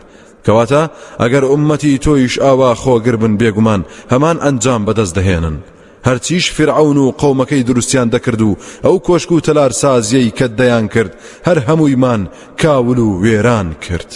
وجاوزنا ببني إسرائيل البحر فأتوا على قوم يعكفون على أصنام لهم قالوا يا موسى اجعل لنا إلها كما لهم آلهة قال إنكم قوم تجهلون. لو دوانەوەی ئیسرائیلمان لە دەریاکە پەڕاندەوە دوای تاوێک ڕێیان کەوت لا خەڵکێک کە بە دەوری بتەکانیاندا دەخولانەوە و دەیان پەرستن. دەستەیەکیان وتیان ئەی موسا خودایەکیش بۆ ئێمە ساز بکە وەکو ئەوانە ئەوەتە چەند خوایەکیان هەیە. موسا پێی وتن بەڕاستی ئێوە قەومێکن نەدەزانن و نەدەفامن. إن هؤلاء متبر ما هم فيه وباطل ما كانوا يعملون. بێگومان ئەوانە ئەوەی تێیدا دەژین لە ناوچوە و پوچەڵە ئەوەی ئەوان دەیان کرد. قال أغير الله أبغيكم إلها وهو فضلكم على العالمين. موسى وتی ئایا کەی ڕەوایە بێجگەل لە خودایەکی ترتان بۆ بخوازم لە کاتێکدا کە ئەو زاتە لە ناو خەڵکی ئەم جیهانەدا هەڵی بژاردون و ڕێزی زیاتری لێناون. وإذ أنجيناكم من آل فرعون يسومونكم سوء العذاب يقتلون أبناءكم ويستحيون نساءكم وفي ذلكم بلاء من ربكم عظيم. یادی ئەو کاتەش بکەن کە ڕزگارمان کردن لە دار و دەستەی فرعون کاتێک ناسۆرترین ئەشکەنجەیان دەدان بە شێوەیەکی دڕندانە زۆرینەی کوڕەکانی ئێوەیان دەکوشت و ئافرەتەکانی ئێوەشیان دەهێشتەوە بۆ کەنیزەکی لەوەشدا بەڵاو تاقیکردنەوەیەکی گەورە هەیە بۆتان لەلایەن پەروەردگارتانەوە بۆچی زوو فەرامۆشتان کرد وواعدنا موسى 30 ليلة وأتممناها ب10 فتم ميقات ربه 40 ليلة وقال موسى لأخيه هارون اخلفني في قومي وأصلح ولا تتبع سبيل المفسدين بەڵێنی 30 شەومان بە موسادا کە خوددا پەرستی تێدا بکات تا ئامادە بێت بۆ وەرگرتنی تەورات و بە 10 شەوی تر ماوەکەمان تەواو کرد اینجا کاتی گفتوگۆی موسا لەگەڵ پەروەردگاریدا تەواو بوو کە گەیشتە 40 شەو موسا پێش ڕۆیشتنی بۆ چێوی توور بە هارونی برایوت ئیتر تۆ لە جیاتی من با لەناو قەوم و عەشرەتمدا دەوری چاکسازی ببینە و نەکەیت شوێن ڕێبازیەوانە بکەویت کە چێنەری تۆوی خراپەن ولما جاء موسى لميقاتنا وكلمه ربه قال رب أرني أنظر إليك قال لن تراني ولكن انظر إلى الجبل فإن استقر مكانه فسوف تراني فلما تجلى ربه للجبل جعله دكا وخر موسى صعقا فلما أفاق قال سبحانك تبت إليك وأنا أول المؤمنين جاکاتێک موسا هات بۆ کات و شوێنی دیاریکراومان و پەروەردگاریشی گفتوگۆی ڕاستەخۆی لەگەڵدا ئەنجامدا دیارە لە حاڵەتێکی ڕۆحی و دەرونی زۆر بەرزدا بووە کەوتۆتە جیهانێکی زۆر سەیر و خۆشەوە کە قەڵەم ناتوانێت باسی بکات و زمان ناتوانێت وەسفی بکات آخر ناحقی نییە پەروەردگاری ئەم بوونەوەرە گفتوگۆ لەگەڵ بەندەیەکی خۆیدا ئەنجام بدات با پێغەمبەریش بێت بۆیە لە خۆشیدا هاتە گفت و وتی تو خودایە گیان ئەی پەروەردگاری ئازیزم خۆتم نیشان بدە تا تێر تەماشات بکەم خدای گەورەش فەرمووی هەرگیز لە دنیادا نامبینیت بۆ دڵنیاکردنی لەوەی کە بەرگەی تەجەلای ذاتی پەروەردگار ناگرێت پێی فەرموو بەڵام ئەگەر هەر حەز دەکەیت سەیری ئەو چیایە بکە جاگەرمایەوە لە جێگەی خۆیدا ئەوە لەوە دوا تۆش من دەبینیت جاکاتێک پەروەردگاری خۆی نیشانی چێوەکەدا و تەجەلای کرد چێوەکەی سوتاند و ورد و خاشی کرد موساش کەوت و لە هۆش خۆی چوو اینجا کاتێک هاتەوە هۆش خۆی زانی داخوازیەکەی زۆر گەورە بووە وتی ستایش و بێگەردی و کەماڵ هەر شایستەی تۆیە من پەشیمانم لە داخوازیەکەم و گەڕامەوە بۆ لای تۆ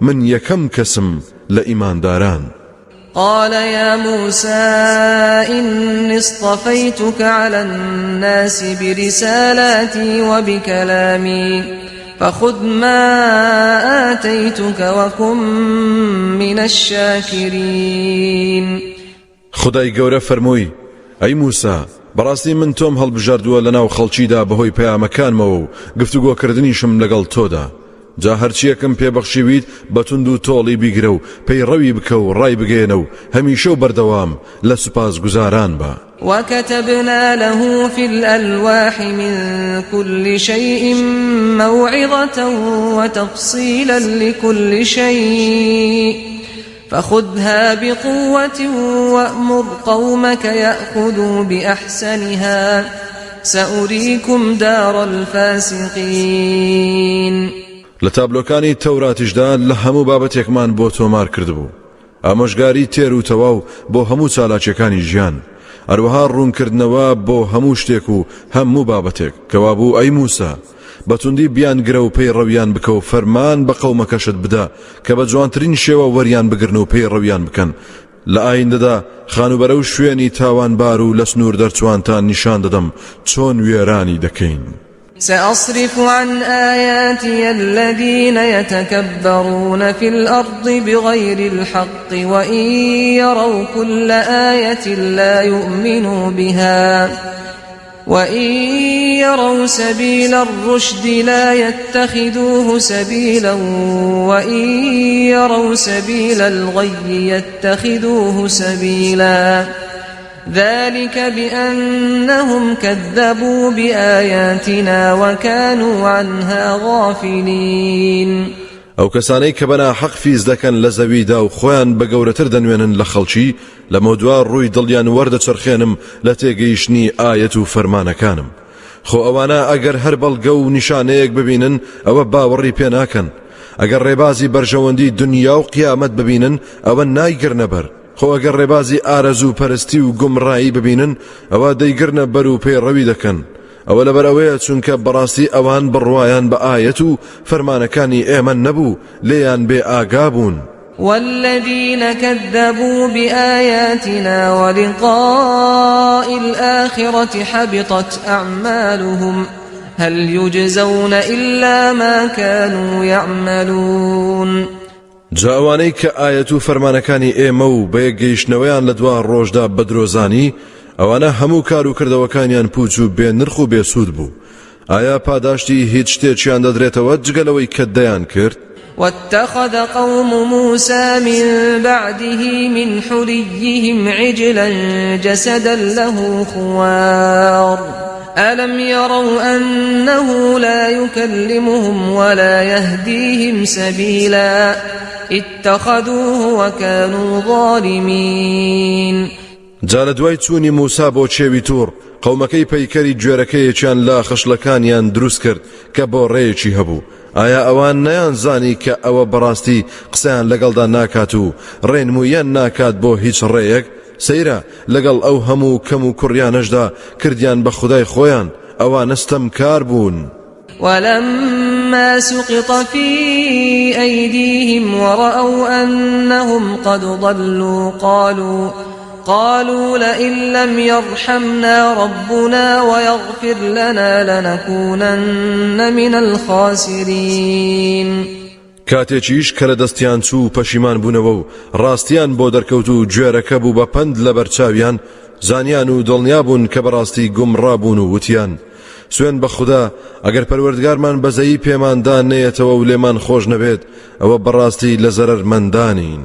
ولما رجع موسى إلى قومه غضبان أسفا قال بئس ما خلفتموني من بعدي أعجلتم أمر ربكم وألقى الألواح وأخذ برأس أخيه يجره إليه قال ابن أم إن القوم استضعفوني وكادوا يقتلونني فلا تشمت بي الأعداء ولا تجعلني مع القوم الظالمين. جاکاتێک موسا گەڕایەوە بۆ لای قەومەکەی زانی بووی خەریکی گوێرەکە پەرستین زۆر بەتوڕێی و پەستی و غەمباریەوە وتی بەڕاستی دوای ڕۆیشتنی من جێنشینیەکی خراپی منتان کرد ئەوە پەلەتان کرد لە وادەی پەروەردگارتاندا ئیتر لە داخی ئەولادان و سەرگەردانیا تابلۆکانی تەوراتی فرێدا و پەلاماری قژی هاڕوونی برایدا و ڕای کێشا بۆ لای خۆی. هاڕون وتی کوڕی دایکم خەتای من نەبوو من زۆر هەوڵمدا بەڵام بێسوود بوو بەڕاستی ئەو خەڵکە زۆریان بۆ هێنام و هێزیان لێ سەندم خەریک بوو بشم کوژن. کاکە گیان کەوا بوو دوژمنانم پێشاد مەکە و لەگەڵ قەومی ستەمکاردا حسابم بۆ مەکە. قال رب اغفر لي ولأخي وأدخلنا في رحمتك وأنت أرحم الراحمين. ئەوسا ئیتر موسا بەخۆیدا هاتەوە و وتی پەروەردگارە لە خۆم و براکەشم خۆش ببە و هەردووکمان بخەرە نێو ڕەحمەت و میهرەبانی خۆتەوە و تۆ لە هەموو کەس بەسۆزتر و میهرەبان تریت. إن الذين اتخذوا العجل سينالهم غضب من ربهم وذلة في الحياة الدنيا وكذلك نجزي المفترين. بەڕاستی ئەوانەی کە گوێرەکەکەیان پەرست لە ئایندەدا لەلایەن پەروەردگاریانەوە خەشم و قینیان دەگاتێ و زەلیلی و خەجاڵەتیش بەشیان دەبێت لە ژیانی دنیادا. هەر بەو شێوەیەش پاداشتی ئەوانە دەدەینەوە کە درۆ بەدەم خودداوە هەڵدەبەستن. والذين عملوا السيئات ثم تابوا من بعدها وآمنوا إن ربك من بعدها لغفور رحيم. ئەوانەشی کە کردارە خراپەکانیان ئەنجام داوە و پاشان لە دوای کردارە خراپەکان تەوبەیان کرد و پەشیمان بوونەوە و باوەڕێکی دامەزراویان هێنا، ئەوە بێگومان پەروەردگاری تۆ ئەی محەممەد لە دوای ئەنجامدانی و کارانە لێخۆش بوو میهرەبانە. ولما سكت عن موسى الغضب أخذ الألواح وفي نسختها هدى ورحمة للذين هم لربهم يرهبون. کاتێک تووڕەیی موسا هێور بووەوە تابلۆکانی تەوراتی هەڵگرتەوە کە لە توێیدا ڕێنمووی و ڕەحمەت و میهرەبانی تێدا دەدرەوشایەوە بۆ ئەوانەی کە لە پەروەردگاریان دەترسن و مەبەستیانە لێیان نەڕەنجێت. واختار موسى قومه 70 رجلا لميقاتنا فلما أخذتهم الرجفة قال رب لو شئت أهلكتهم من قبل وإياي أتهلكنا بما فعل السفهاء منا إن هي إلا فتنتك تضل بها من تشاء وتهدي من تشاء أنت ولينا فاغفر لنا وارحمنا وأنت خير الغافرين. دوای ماوەیەک موسا 70 پیاوی لە قەومەکەی هەڵبژارد تا پەشیمانی تەواو دەربڕن لە گوێرەکە پەرستی لە کاتی دیاری کراودا بردنی بۆ لای چێوی توور. جا کاتێک تووشی بوومەلەرزەکە بوون و گرتنی موسا وتی پەروەردگارە خۆ ئەگەر بدویستایە پێشتر منیش و ئەوانیشت لەناو دەبرد. ئایا ئێمە لەناو دەبیت بەهۆی ئەوەی کە ئەو نەفامانەمان کردویانە؟ ئەمە هیچ شتێک نییە تەنها تاقیکردنەوەیەکی ذاتی تۆ نەبێت کە ئەوەی بتەوێت پێی گومڕا دەکەیت ئەوەشی بتەوێت هیدایەتی دەدەیت. هەر تۆ پشت و پەنای ئێمەی جاداوەکارین لێمان خۆش ببیت و بەزەیت پێماندا بێتەوە تۆ چاکترینی چاوپۆشی کەرانی. واكتب لنا في هذه الدنيا حسنة وفي الآخرة إنا هدنا إليك قال عذابي أصيب به من أشاء ورحمتي وسعت كل شيء فسأكتبها للذين يتقون ويؤتون الزكاة والذين هم بآياتنا يؤمنون. داواکارین کە لە دنیادا چاکەمان بۆ پێش بهێنیت و لە قیامەتیشدا ئێمە بەڕاستی ڕێنمووی کراوین بۆ لای ذاتی تۆ. خدای گەورە لە وەڵامیاندا فەرمووی سزا و تۆڵەم تووشی کەسێک دەکەم کە بمەوێت و شایستە بێت. ڕەحمەت و میهرەبانیم هەموو شتێکی گرتوتەوە. جا لەمە دووە ئەو ڕەحمەت و میهرەبانیم تۆمار دەکەم و بڕیار دەدەم بۆ ئەو کەسانەی کە تەقوا و پارێزکاری دەکەن و زەکات دەدەن و ئەوانەشی کە باوەڕی تەواو بە ئایەت و فەرمانەکانی ئێمە دەهێنن. الذين يتبعون الرسول النبي الأمي الذي يجدونه مكتوبا عندهم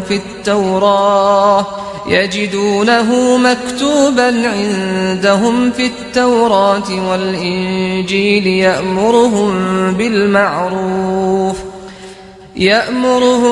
بالمعروف وينهاهم عن المنكر ويحل لهم الطيبات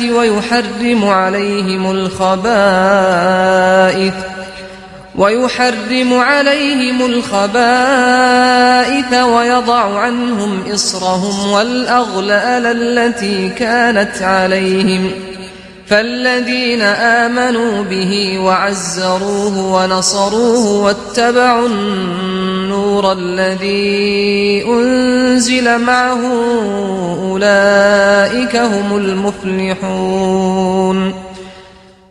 ئەوانەی کە شوێنی ئەم پێغەمبەرە هەواڵدەرە نەخوێندەوارە دەکەون ئەوەی کە گاور و جوو ناو نیشانیان دەستیان دەکەوێت نووسراوە لای ئەوان لە تەورات و ئینجیلدا فەرمانیان پێدەدات بە چاکە و قەدەغەی گوناه و خراپەیان لێ دەکات و هەرچیەک پاک و چاکە بۆیان حەڵال دەکات و هەرچی پیس و ناپوختە لێیان حرام دەکات و هەرکە قورس و سەنجینەکان لەسەر شانیان لا دەبات ئەو کۆت و زنجیرانش کە لەسەریان بوو لای دەبات وەک خۆکوشتن لە کاتی تەوبەدا. جاوانەی باوەڕیان پێهێناوە و پشتیوانیان لێ کردووە و پشتگیریان کردووە و شوێنی ئەو نورە کەوتون کە قورئانە و هاوڕێ لەگەڵیدا ڕەوانە کراوە هەر ئەوانە سەرفراز و ڕزگارن.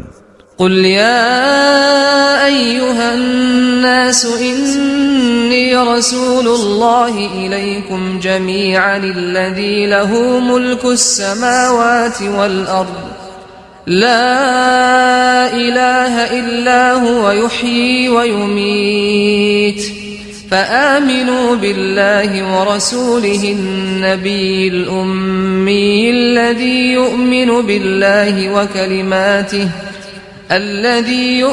بالله وكلماته واتبعوه لعلكم تهتدون.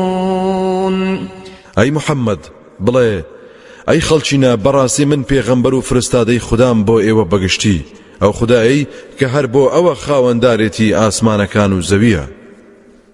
هیچ خودایەک نییە جگە لەو زاتە دەژێنێت و دەمرێنێت.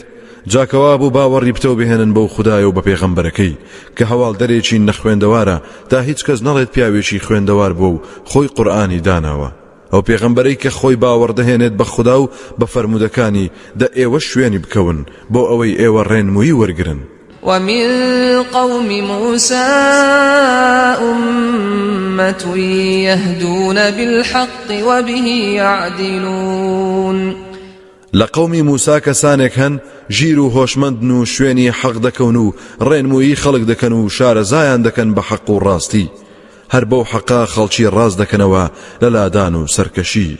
وقطعناهم 12 أسباطا أمما وأوحينا إلى موسى إذ استسقاه قومه أن اضرب بعصاك الحجر فانبجست منه 12 عينا قد علم كل أناس مشربهم وظللنا عليهم الغمام وأنزلنا عليهم المن والسلوى كلوا من طيبات ما رزقناكم وما ظلمونا ولكن كانوا أنفسهم يظلمون. ئێمەنەوەی ئیسرائیلمان کرد بە 12 تیرە و تایەفە دوای ئەوەی بە بیابانی سینادا کۆچیان دەکرد تووشی تینوێتیەکی زۆر بوون و وەحی و نیگامان بۆ موسا نارد کاتێک قەومەکەی داوای ئاویان لێ کرد کە بەدار عەساکەت بماڵە بە بەردەکەدا هەرکە ئەو کارەی کرد بەردەکە 12 کانی لێ هەڵقوڵا. بێگومان هەر تیرە و تایەفەیە کانیاوی خۆی زانی و هەوریشمان کرد بە سێبەر بەسەریانەوە تا گەرما زۆریان بۆ نەهێنێت و گەزۆ و باڵندەی شەلاقەشمان بەسەردا باراندن دەبخۆن لەو هەموو ڕزق و ڕۆزیە پاکانەی کە پێمان بەخشیون.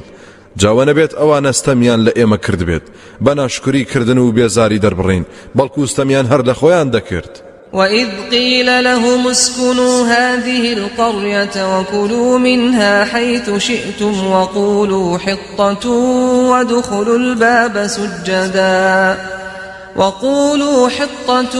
وادخلوا الباب سجدا نغفر لكم خطيئاتكم سنزيد المحسنين.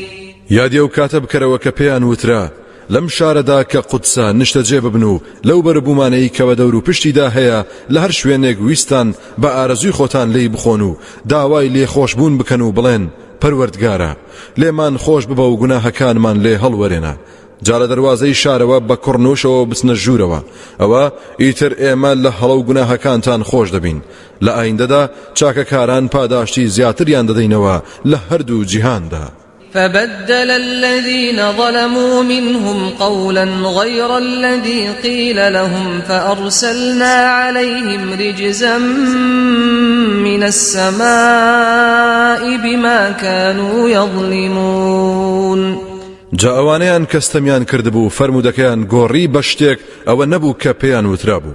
جا ئێمەش سزا و بەڵایەکمان لە ئاسمانەوە بەسەردان ناردن بەهۆی ئەو ستەمەوە کە دەیان کرد. واسألهم عن القرية التي كانت حاضرة البحر إذ يعدون في السبت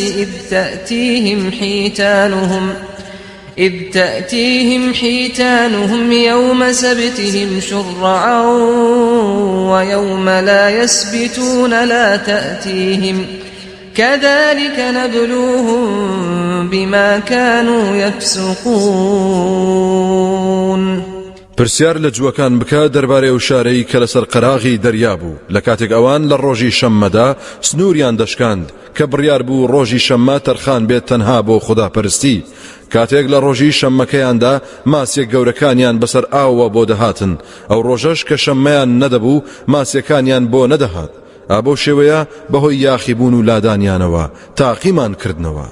وإذ قالت أمة منهم لم تعظون قوما الله مهلكهم أو معذبهم عذابا شديدا قالوا معذرة إلى ربكم ولعلهم يتقون.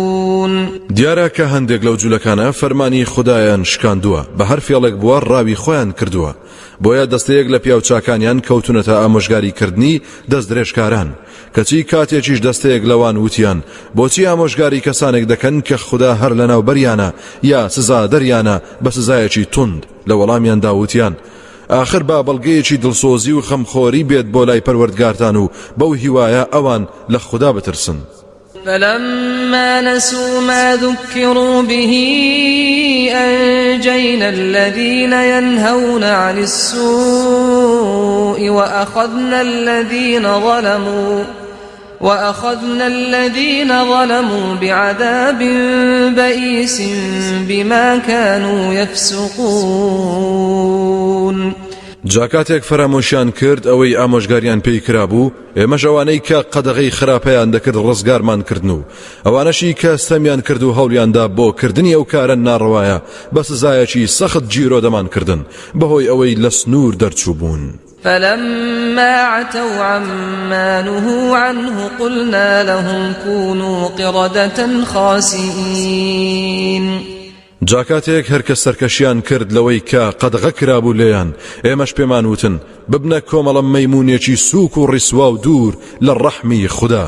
وإذ تأذن ربك ليبعثن عليهم إلى يوم القيامة من يسومهم سوء العذاب إن ربك لسريع العقاب وإنه لغفور رحيم. یادی ئەو کاتەش بکە پەروەردگارت ئەی محەممەد بڕیاریدا و ڕایگەیاند بەڕاستی کەسانێک دەنێرێتە سەریان تا ڕۆژی قیامەت ئەشکەنجە و ئازاری سەختیان بدات چونکە بەڕاستی پەروەردگارت زۆر بەخێرایی تۆڵە دەسێنێت لە ستەمکاران هەروەها بێگومان لێ خۆشبوو میهرەبانیشە بۆ تەوبەکاران و ئیمانداران.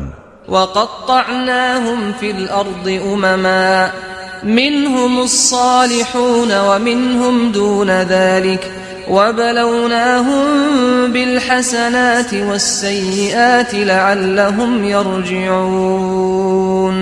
سەرنجامی ژنەوەی ئیسرائیلمان کرد بە چەند بەشەوە لەسەر زەویدا هەیانە چاک و لە خوددا ترسە هەشیانە وانیە و لە پلەیەکی نزمدایە و بە چەندەها خۆشی و ناخۆشی تاقیمان کردنەوە بۆ ئەوەی ئەوان بگەڕێنەوە بۆ ڕێبازی ڕاست و دروست. فخلف من بعدهم خلف ورثوا الكتاب يأخذون عرض هذا الأدنى ويقولون سيغفر لنا وإن يأتهم عرض مثله يأخذوه ألم يؤخذ عليهم ميثاق الكتاب ألا يقولوا على الله إلا الحق ودرسوا ما فيه والدار الآخرة خير للذين يتقون أفلا تعقلون. جارە دوای ئەوان نەوەیەکی نوێ جێگەی ئەوانی گرتەوە تەوراتیان بە میراتی وەرگرت ئەوانە بەپەرۆشەوە پەلاماری کەلوپەلی حرامی ئەم دنیایە دەدەن و دەژڵێن چاوپۆشیمان لێ دەکرێت خۆ ئەگەر کەلوپەلێکی تریان بۆ بێت وەک ئەوە وەری دەگرن و دەیماشنەوە چاویان تێر نابێت. باشە ئایا ئەوانە لە ڕێگەی تەوراتەوە پەیمانیان لێ وەرنەگیراوە کە بەناوی خودداوە شتێک نەڵێن جگەل لە حەق و ڕاستی؟ خۆ هەرچی لە تەوراتدا هەیە ئەوانە خوێندویانە و دەیزانن بێگومان ماڵی قیامەت بەهەشتی بەرین چاکترە بۆ ئەوانەی کە خوددا ناسی و دینداری دەکەنە کاڵای باڵایان. باشە ئەوە تاکەی ژیر نابن بۆ ئەوەندە دنیا پەرستن. والذين يمسكون بالكتاب وأقاموا الصلاة إنا لا نضيع أجر المصلحين ئەوانەشی کە بە تەوراتەوە پابەندی دەکەن کە هانیان دەدات بۆ باوەڕهێنان بە محەممەد صلى الله عليه وسلم و نوێژەکانیان بە چاچی ئەنجام دەدا بێگومان ئێمە پاداشتی چاکسازان بەزایە نادەین.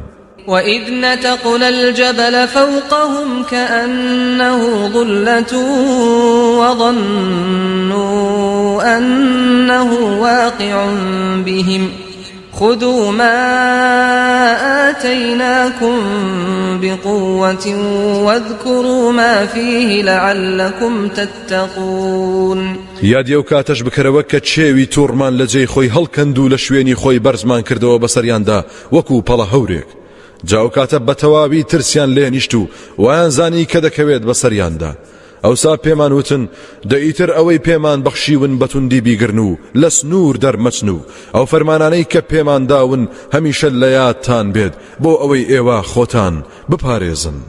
وإذ أخذ ربك من بني آدم من ظهورهم ذريتهم وأشهدهم على أنفسهم ألست بربكم قالوا بلى شهدنا أن تقولوا يوم القيامة إنا كنا عن هذا غافلين. یادی ئەو کاتەش بکەرەوە کە پەروەردگارت پشتا و پشتینەوەی ئادەمی کۆ کردەوە لە جیهانی پەنهان و شاراوەدا پەیمانی لێوەرگرتن و کردنی بەشایەت بەسەر خۆیانەوە و پێی فەرموون ئایا من پەروەردگاری ئێوە نیم؟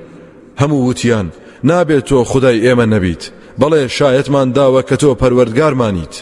ئەمەش بۆ ئەوەی نەوەکو لە ڕۆژی قیامەتدا بڵێن بەڕاستی ئێمە لەمە بێ ئاگا بووین. أو تقولوا إنما أشرك آباؤنا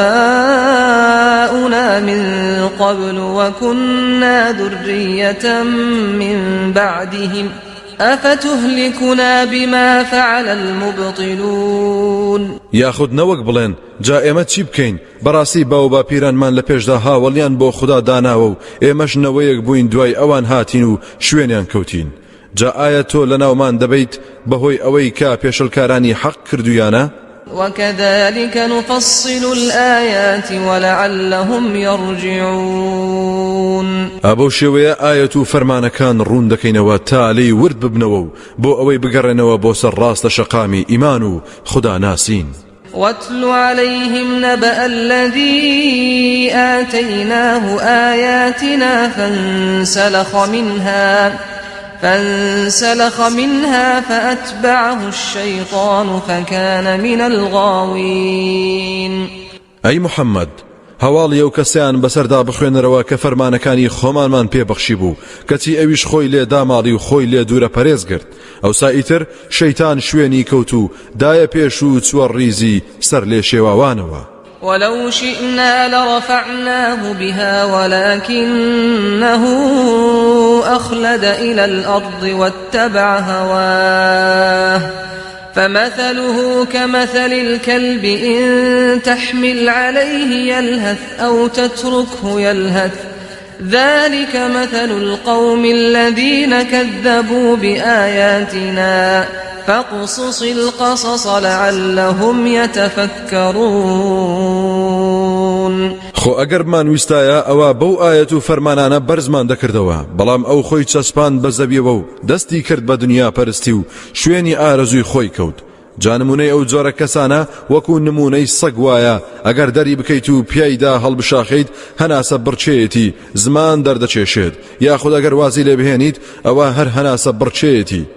ئەوە نمونەی ئەو کەسانەیە کە ئاەتەکانی ئێمەیان بە درۆزانیوە و بڕوایان پێی نەبووە کەوا بوو ئەم جۆرە بەسەرهاتانە بجێڕەوە بۆ ئەوەی دا بچڵەچێن و بیر بکەنەوە. ساء مثلا القوم الذين كذبوا بآياتنا وأنفسهم كانوا يظلمون. ئای چەندە نمونەیەکی ناشرینە نمونەی ئەو کەسانەی کە بەڵگە و فەرمانەکانی ئێمەیان بە درۆزانیوە و بڕوایان پێ نەکردووە ئەوانە هەر ستەمیان لە خۆیان دەکرد. من يهد الله فهو المهتدي ومن يضلل فأولئك هم الخاسرون ئەوەی خوددا ڕێنمووی بکات ئەوە هەر ئەو ڕێنمووی وەرگرە ئەوەشی کە گومڕای بکات ئەوە هەر ئەوانە زەرمەندن. ولقد ذرأنا لجهنم كثيرا من الجن والإنس لهم قلوب لا يفقهون بها ولهم أعين لا يبصرون بها ولهم آذان لا يسمعون بها أولئك كالأنعام بل هم أضل أولئك هم الغافلون. سوێن بە خوددا بێگومان ئێمە زۆر لە پەری و ئادەمی زادمان بۆ دۆزەخ دروست کردووە. ئەوانە دەستگای دڵیان هەیە و کەچی حەقی پێ تێناگەن، چاویشیان هەیە کەچی حەقی پێ نابینن، گوێیان هەیە کەچی حەقی پێ نابیستن. ئەوانە وەکو ئاژەڵوان لە شوێن کەوتنی ئارەزوودا، بەڵکو ئەوانە وێڵتریشن، ئەوانە هەر غافڵ و بێ ئاگان لە حەق. ولله الأسماء الحسنى فادعوه بها وذروا الذين يلحدون في أسمائه سيجزون ما كانوا يعملون. هەر بۆ خوددایە هەموو ناوە جوان و پیرۆزەکان، جا ئەی ئیمانداران بەو ناوانە دوعا و نزا بکەن و هانا و هاوار بۆ ئەو زاتە برن، واز بهێنن لەوانەی کە لە ناوە پیرۆزەکانی خوددادا لادان دەکەن و سیفەت و ناوەکانی خوددا بەکاردەهێنن بۆ غەیری خوددا. لە ئایندەدا پاداشتی و کار و کردوانەیان وەردەگرن کە ئەنجامیان دەدا. وممن خلقنا أمة يهدون بالحق وبه يعدلون. لەو خەڵکەش کە دروستمان کردوون کەسانێک هەن کە ژیر و هۆشمەندن و شوێنی حەق دەکەون و ڕێنمووی خەڵک دەکەن و شارەزایان دەکەن بە حەق و ڕاستی، هەر بەو حەقا خەڵکی ڕاست دەکەنەوە لە لادان و سەرکەشی. والذين كذبوا بآياتنا سنستدرجهم من حيث لا يعلمون. ئەوانەشی کە بەڵگە و نیشانە و بەرنامەی ئێمە بەدرۆ دەزانن لە ئایندەدا وردە وردە بەرەوتیا چوون دەیان بین لە کات و شوێنێکدا کە ئەوان هەستی پێناکەن و نایزانن. وأملي لهم إن كيدي متين. من مۆڵەتیشیان دەدەم، بەڵام کە تۆڵم لێسەندن بەڕاستی نەخشە و پلانی من تند و بەهێزە. أولم يتفكروا ما بصاحبهم من جنة إن هو إلا نذير مبين. باشا ئەو خەڵکە بیریان نەکردوتەوە لە گفتار و ڕەفتاری محەممەد کە ئەو هاوڵەیان هیچ نیشانەیەکی شێتی پێوە نیە، بەڵکو ئەو بەڕێزە هیچ شتێک نییە جگە بێدارکەرەوەیەکی ئاشکرانە بێت. أولم ينظروا في ملكوت السماوات والأرض وما خلق الله من شيء وأن عسى أن يكون قد اقترب أجلهم فبأي حديث بعده يؤمنون. ئایا بۆ سەرنجیان نەداوە لەو هەموو دەسەڵاتە گەورەی خوددا لە ئاسمانەکان و زەویدا و ئەو هەموو شتانەی کە خوددا بەدیهێناون بۆ ئەوەندە بێ ئاگان، خۆ بەڕاستی نزیک بۆتەوە ئاکامیان، جا بە چ گفتارێکی تر لە دوای قورئان باوەڕ دەهێنن؟ من يضلل الله فلا هادي له ويذرهم في طغيانهم يعمهون. ئەو کەسەی خوددا گومڕای بکات بەهۆی لاساری و بێدینی خۆیەوە ئەوە هیچ ڕێنمووی کەرێکی نییە و خودداش لێیان دەگەڕێ لەناو سەرگەردانی و سەرکەشی خۆیاندا بسوڕێنەوە. يسألونك عن الساعة أيان مرساها قل إنما علمها عند ربي لا يجليها لوقتها إلا هو ثقلت في السماوات والأرض لا تأتيكم إلا بغتة يسألونك كأنك حفي عنها قل إنما علمها عند الله ولكن أكثر الناس لا يعلمون. أي محمد پرسیار لێ دەکەن دەربارەی قیامەت کەی بەرپا دەبێت؟ پێیان بڵێ بەڕاستی زانینی کاتی بەرپابوونی هەر لە لای پەروەردگارمە، لكاتێکدا کەس لە سات و کاتی خۆیدا دەری ناخات و بەرپای ناکات ذاتی پەروەردگار نەبێت. بەرپابوونی قیامەت زۆر گرانە و زۆر دەکەوێت لەسەر دانیشتوانی ئاسمانەکان و زەوی، چونکە شیرازەی هەمووی تێک دەچێت و لێک هەڵدەوەشێت. ڕۆژی قیامەت بەرپا نابێت کت و پڕ نەبێت. لەپڕ یەخەتان پێدەگرێت وا پرسیارت لێ دەکەن هەروەکو تۆ زۆر عەوداڵی زانینی هاتنی ڕۆژی قیامەت بیت و پرسیاری زۆرت لەبارەیەوە کردبێت. پێیان بڵێ بەڕاستی زانینی بەرپابوونی قیامەت تەنها لەلای خوددایە، بەڵام زۆربەی خەڵکیش ئەمە نازانن. قل لا أملك لنفسي نفعا ولا ضرا إلا ما شاء الله ولو كنت أعلم الغيب لاستكثرت من الخير وما مسني السوء إن أنا إلا نذير وبشير لقوم يؤمنون. ئەی محەممەد پێیان بڵێ کە من ناتوانم هیچ قازانجی یا زەرەرێک بەخۆم بگێنم مەگەر ویستی خودای لەسەر بێت. خۆ ئەگەر غەیب و شاراوەکانم بزانایە ئەوە چاکەی زۆرم کۆ دەکردەوە و بۆ خۆم و هیچ ناخۆشیێکیشم توش نەدەبوو. من هیچ شتێک نیم تەنیا ترسێنەرم بۆ یاخیەکان و موژدەدەریشم بۆ کەسانێک کە باوەڕدەهێنن. هو الذي خلقكم من نفس واحدة وجعل منها زوجها ليسكن إليها فلما تغشاها حملت حملا خفيفا فمرت به فلما أثقلت دعوا الله ربهما لئن آتيتنا صالحا لنكونن من الشاكرين. خدا و زاتەیە کە ئێوەی لە یەک نەفس و لە یەک شت دروست کردووە و هەر لەویش جووتەکەی بەدیهێنا بۆ ئەوەی ئارامی لەلا بگرێت. جاکاتێک پیاوەکە چووە لای هاوسەرەکەی ئەویش سکی پڕبوو بە کۆرپەلەیەکی سووک تا ماوەی 120 ڕۆژ ئافرەتەکەش تێپەڕی کرد بەو ماوەیەدا. اینجا کاتێک کەباری بەرەو سنجینی دەچێت ئەو ژن و مێردە لە خوددا دەپاڕێنەوە و دەڵێن خوددایە سوێن بە تۆ ئەگەر منداڵێکی باش و بێ عیبمان پێ ببەخشیت ئەوە بەڕاستی لە سوپاسگوزارانی تۆ دەبین.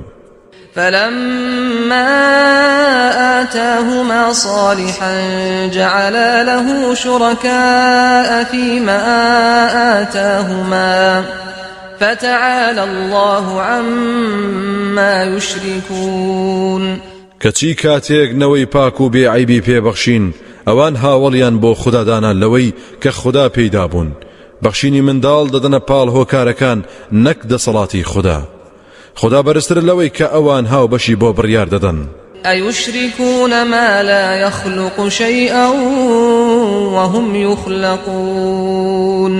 ئایا کەسێک یان شتێک دەکەنە شەریک و هاو بەش کە ناتوانێت هیچ شتێک دروست بکات لە کاتێکدا خۆشیان دروست کراون و هیچیان بەدەست نییە. ولا يستطيعون لهم نصرا ولا أنفسهم ينصرون. ئەوانە ناتوانن سەرکەوتن بەوان ببەخشن و ناشتوانن یارمەتی خۆیان بدەن و بەرگری لە خۆشیان بکەن. وإن تدعوهم إلى الهدى لا يتبعوكم سواء عليكم أدعوتموهم أم أنتم صامتون.